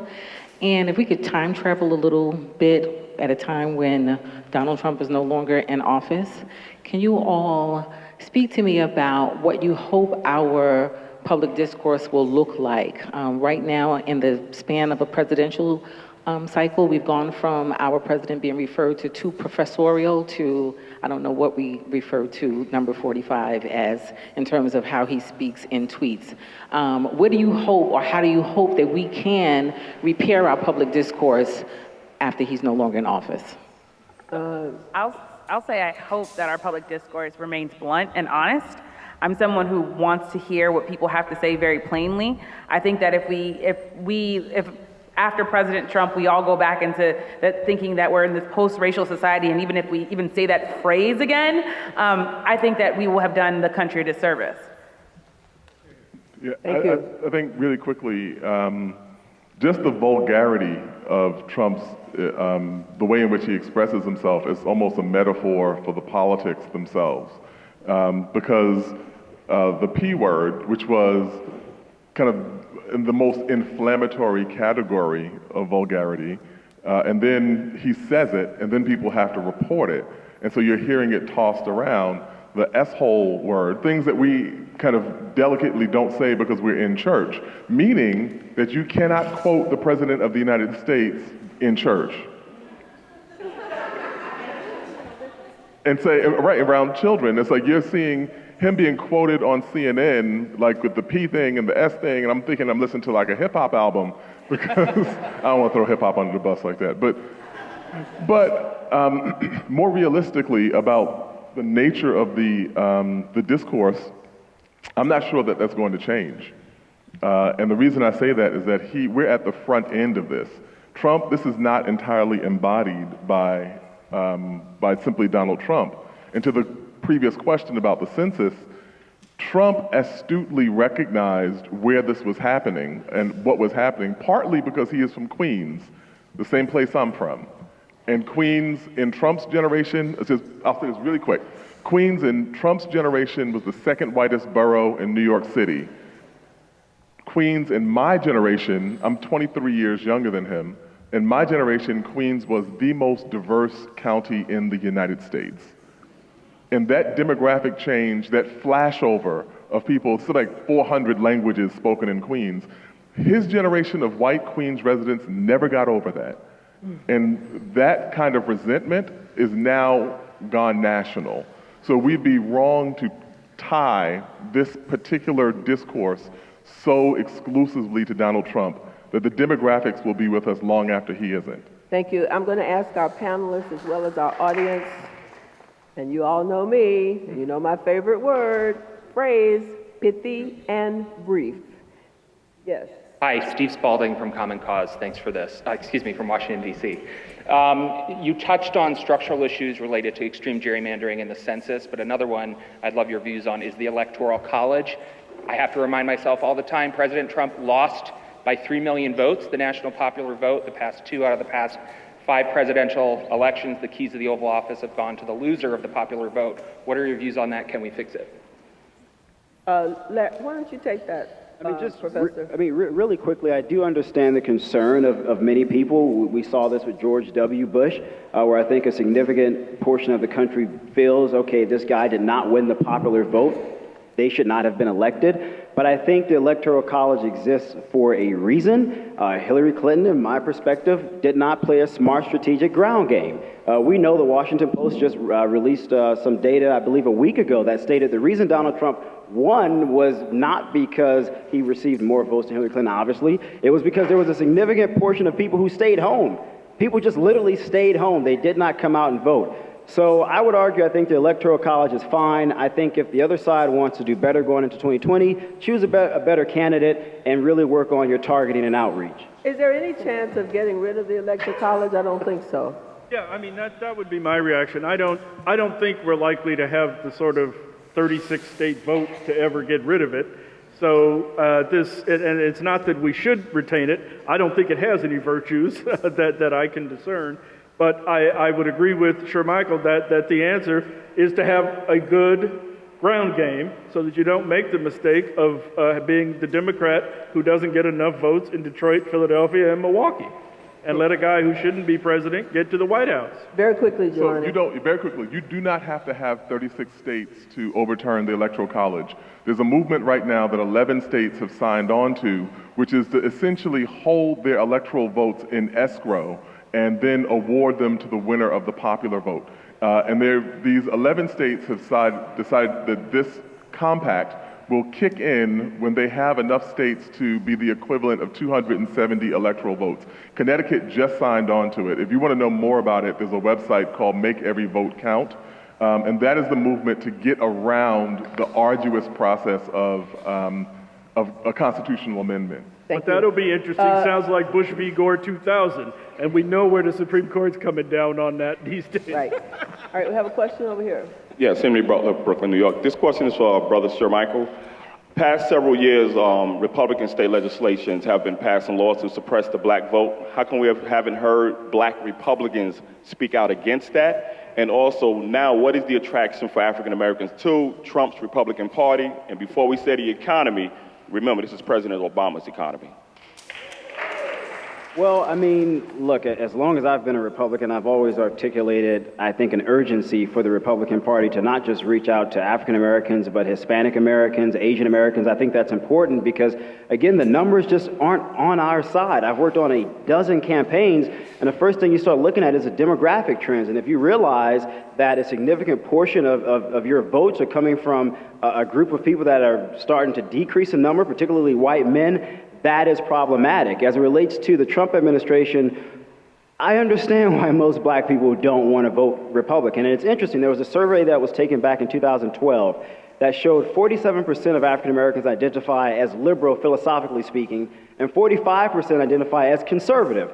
So as a Republican, I'm thinking to myself, we should be targeting that 45% of black people that have and maintain conservative ideals and positions. But why would someone want to vote for a party that's passing policy that's not in their interest? Now, me as an African American, I have attempted, and I probably will continue to try to be a voice and advocate for the concerns of black people within my party because we do live in a two-party system. And what we're seeing now, for example, is when you don't have that voice, you have a Jeff Sessions.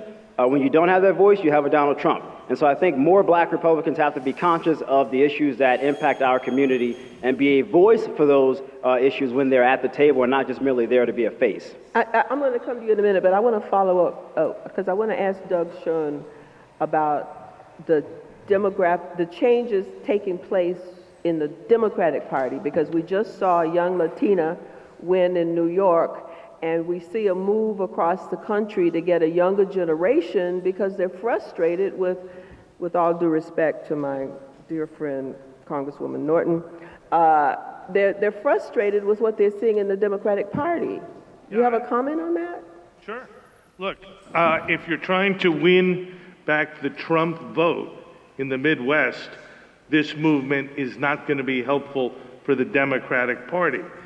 The lack of energy, ideas, and policies in the Democratic Party and a rootlessness about a system that appears, in general terms, unresponsive is why we have Bernie Sanders and why people like Ocasio-Cortez have had the success they've had.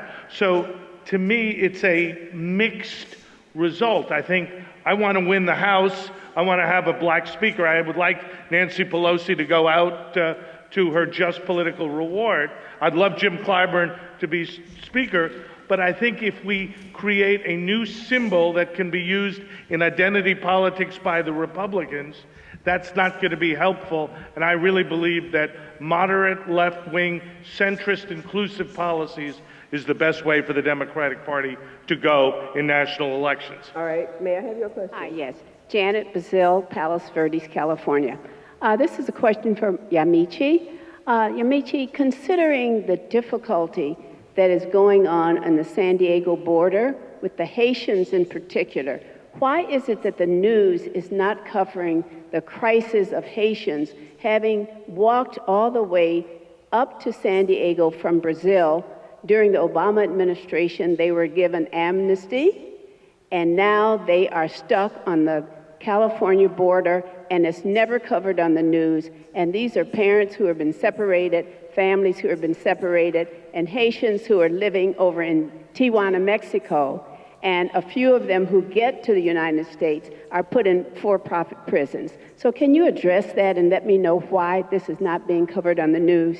I would add to that there are Haitians that are in the Bahamas, there are Haitians that are in Brazil.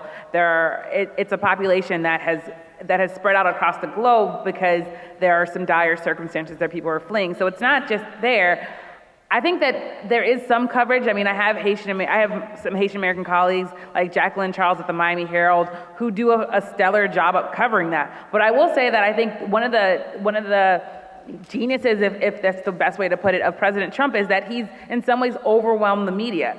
That to cover just his administration and then to try to cover other things that are going on in the world is sometimes just overwhelming. I think there are obviously limited amount of time for people to do stories. And when you have things that I think are legitimate stories, if the president says S-hole countries, if the president is tweeting that he's going to be fired, that he fired James Comey because of this Russia thing, those are things that we need to cover. So I think that the media needs to do a better job of that. But frankly, I don't know how we do that, because this is a president who, if he wants to, for the last 2.5 years, has controlled or at least guided what we talk about on a daily basis. Let me just, I'm coming to you now, but let me just follow up with that, because I hear people, I'm coming, I'm just gonna, but I do hear people saying that both President Trump and Omarosa Manigault know how to play our profession. And were it not for the passing of Aretha Franklin today, that is all we would have had. Now, you don't have to comment on that. Question? That was my comment. No, Rochelle Coleman. Mr. Schoen, I would love to engage your, you mentioned Jacksonianism. Sorry? Jacksonian foreign policy earlier today. I don't think we have time for that, but could somebody, anyone, please make comment about the security clearances that have been denied to Mr. Brennan. How will that affect foreign policy? How will that affect outside, people outside of the government? This is a very tough issue, and when I say I don't know, I'm not trying to duck the question, but since the nature and impact of what former Director Brennan knows, what he said is something that goes beyond my knowledge base, I can say that I can't give you as good an answer as you deserve. I can tell you the idea that, to my earlier point about conciliation, that the president is using political differences to take away security clearances is something that is also disturbing and disquieting to me as I read about it, but it's not something that I, again, think I know enough about to offer a definitive answer to your question. No, and could also Mr. Cobb take that? Let's try to keep it on race. The reason these panelists were selected was so they could really focus on race, and that's not within that category. I appreciate your question, though. Thank you. Yes, ma'am. Dorothy Green from Martha's Vineyard in Sarasota, Florida. My question is, You mentioned the ministers who went to the White House, and many of us know about the ministers who went to the White House and talked to the president. But how many of us know about a letter in response to those ministers? I haven't heard anything in the news about that. About 30 ministers of color, and we have 2 of them here in the audience right now, who are signatures of that letter responding to those ministers. Have any of you heard about that letter? It was a wonderful letter. I'm afraid to call out the 2 ministers who are here. If they decide to raise their hands, that'll be wonderful. Minister who might have preached at Union Chapel on Sunday. Okay. Thank you. Thank you very much. Charlayne. You want to? Hello. I'm John from the UK, and my question You is... have to lean into the mic. Sorry. What will we be talking about now if Hillary Clinton had become the President of the United States?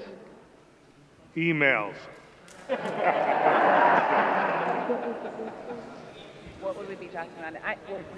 He asked, what would we be talking about now if Hillary Clinton was president? And if anybody also wants to comment on the last, I didn't quite get it, but if you want to, while you answer this question, you can answer that one. Okay, that's fine, thank you. I'll just say this, one of my first stories at the New York Times was about the fact that there's a vocal, and small, but very vocal part of the Haitian community that absolutely does not like Hillary Clinton, that absolutely held their noses when they voted for Hillary Clinton. There's a lot of history there between the Clinton Foundation, but also her potential role in the elections in Haiti. So I think we would, especially I know I would probably be still talking about that. Charlayne. And to the other lady's point, I wasn't quite clear on it, but if anybody wants to comment. James, I think, has it. Okay.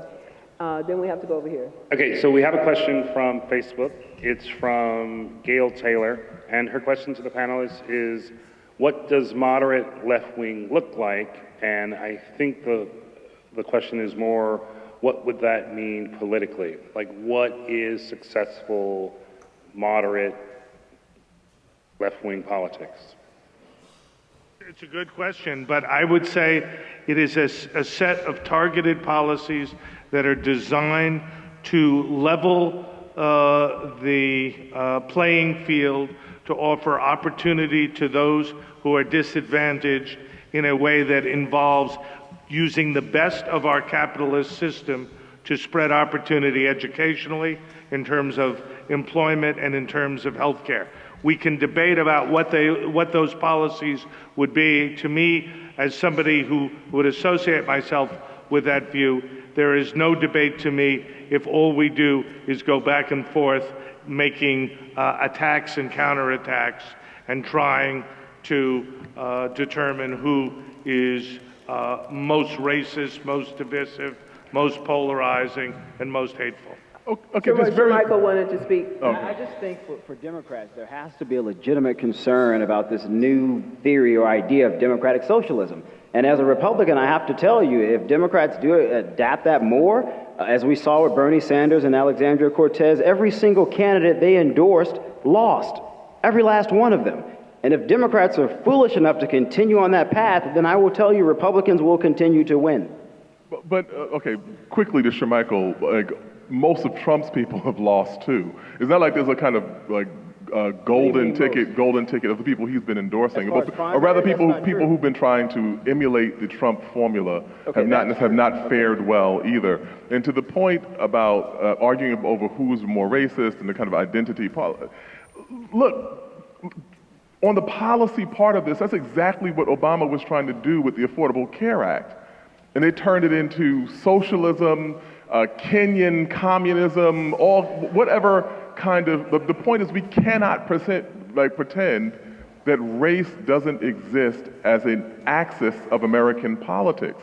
And so when we see people articulating, I actually will quote someone who can say it better than I did. I wrote a profile of Alicia Garza, who was one of the founders of the Black Lives Matter movement. What people don't know about her is that her day job is as one of the directors of the National Domestic Workers Alliance. She is a labor organizer.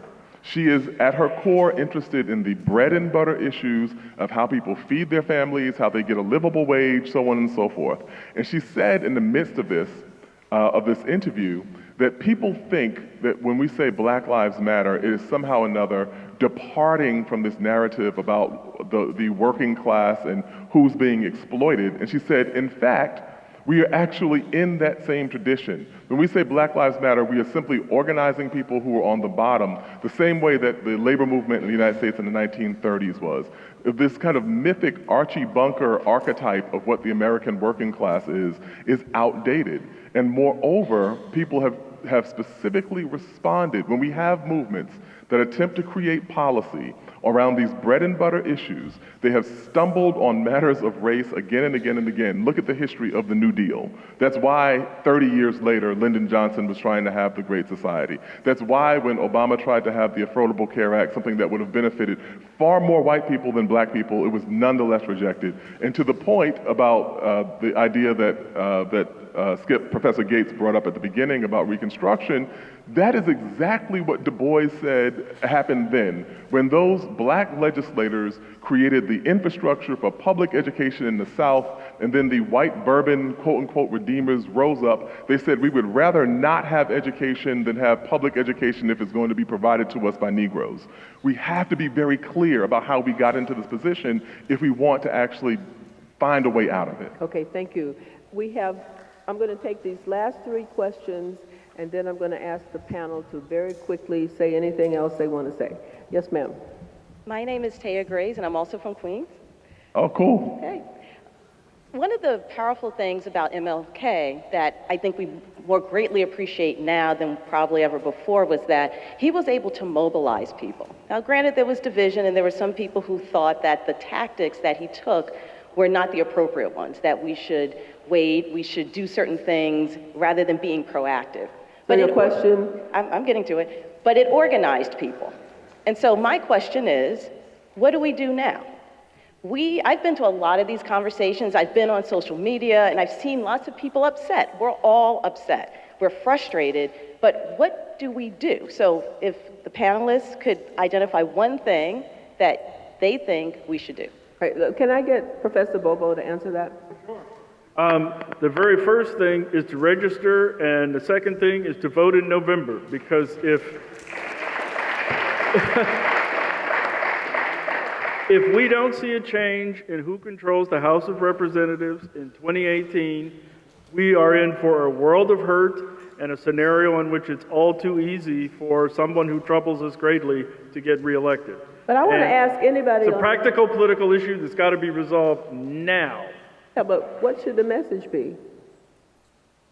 What's the message? I think the reason why I focus on coalitions and inclusiveness is if it is done on a primarily or specifically or even avowedly racial basis, those that support policies, whether they be the ones that I support or Ocasio-Cortez, will lose. Of that I am certain. All right, last two questions. Thank you. Yeah, my name is Jason Smith. I'm from Chicago. I live in LA. I think I wanted to talk about where Douglas has been coming from all night. Why isn't it that the Democratic establishment or the moderates shouldn't move left when we live in a place where we know for a fact that I just came from a barbecue and you go 6 months and 6 minutes and we talk about Trump. Like he's there, he's what he is, and acting like there's some magical message that will transcend his presence is kind of an imaginary thing to me. And speaking out against injustice and people being able to come together and say that we have a message that speaks against that shouldn't be so crazy. The Democratic Party has had messages. We know, what message do you want? Any message that's bold is considered too left or socialist so what is this magical message, and why shouldn't people come together to get out of this period and then try to come together and figure out what do we do once we save ourselves? Thank you. I'll just say every single Democrat I talked to after the 2016 election told me we have to do something other than just say that we are against Trump, because the last time they did that, they lost. I'm not sure if that message in 2018, with people having witnessed what they witnessed, might have a different effect. Polls show it does. Polls show that there seems to be this blue wave coming, and all people can talk about is Trump. But I think there are a lot of Democrats that are lawmakers, but also strategists, who are saying Hillary Clinton tried that and she lost. All right, last question. Dr. Dolores Allen Good, Boston and Oak Bluffs. With all due respect to Mr. Singleton and many others who hold his point of view, my personal opposing view is that DT, rather than an admirer of strong men, admires and attempts to mimic bullies, dictators, and those who are authoritarian oppressors. Characterizations, in my view, not to be respected. I mean, look, I think. Okay. I mean, look, I just think as it pertains to President Trump, you can attempt to, name call him as much as you possibly want. But if I can just go back to the previous person, in my view, Democrats do not have a coherent message. It's not enough to just run on, I am anti-Trump. That's not enough. The economy is doing well. I can point to several other variables that people look at, but beyond the fact that they dislike the president. And so, again, if Democrats are only going to run on, we dislike Trump, okay, that's great, but what about the economy is doing well? What about deregulation that benefits a lot of people regardless of race as far as business? But, is the economy doing well for African Americans? It is. Look, the data shows it is. It is and it isn't. It is and it isn't.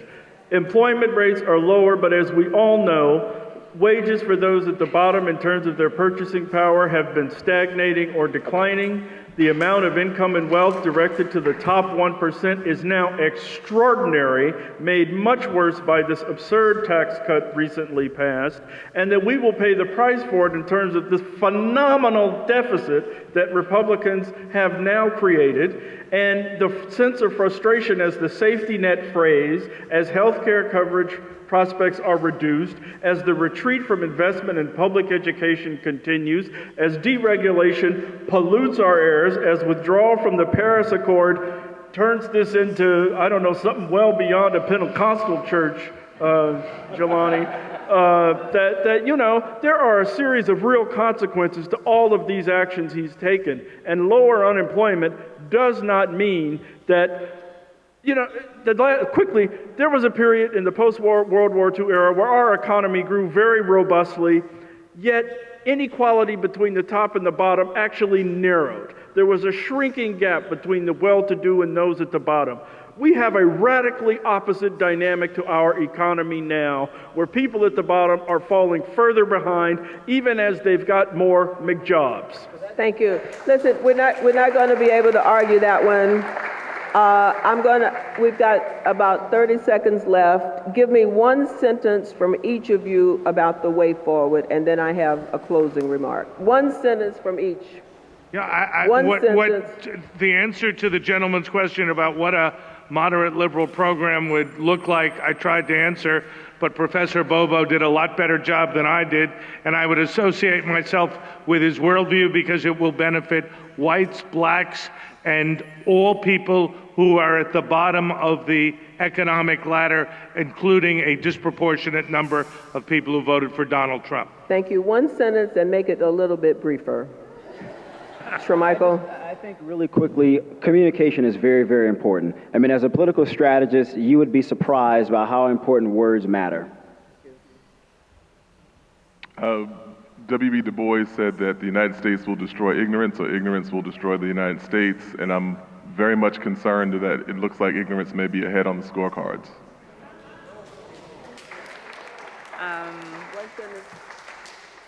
I think we should consider race. I think we should consider covering race, covering America. Thank you. Thank you all, but I just want to, say you all were amazing. Is that right?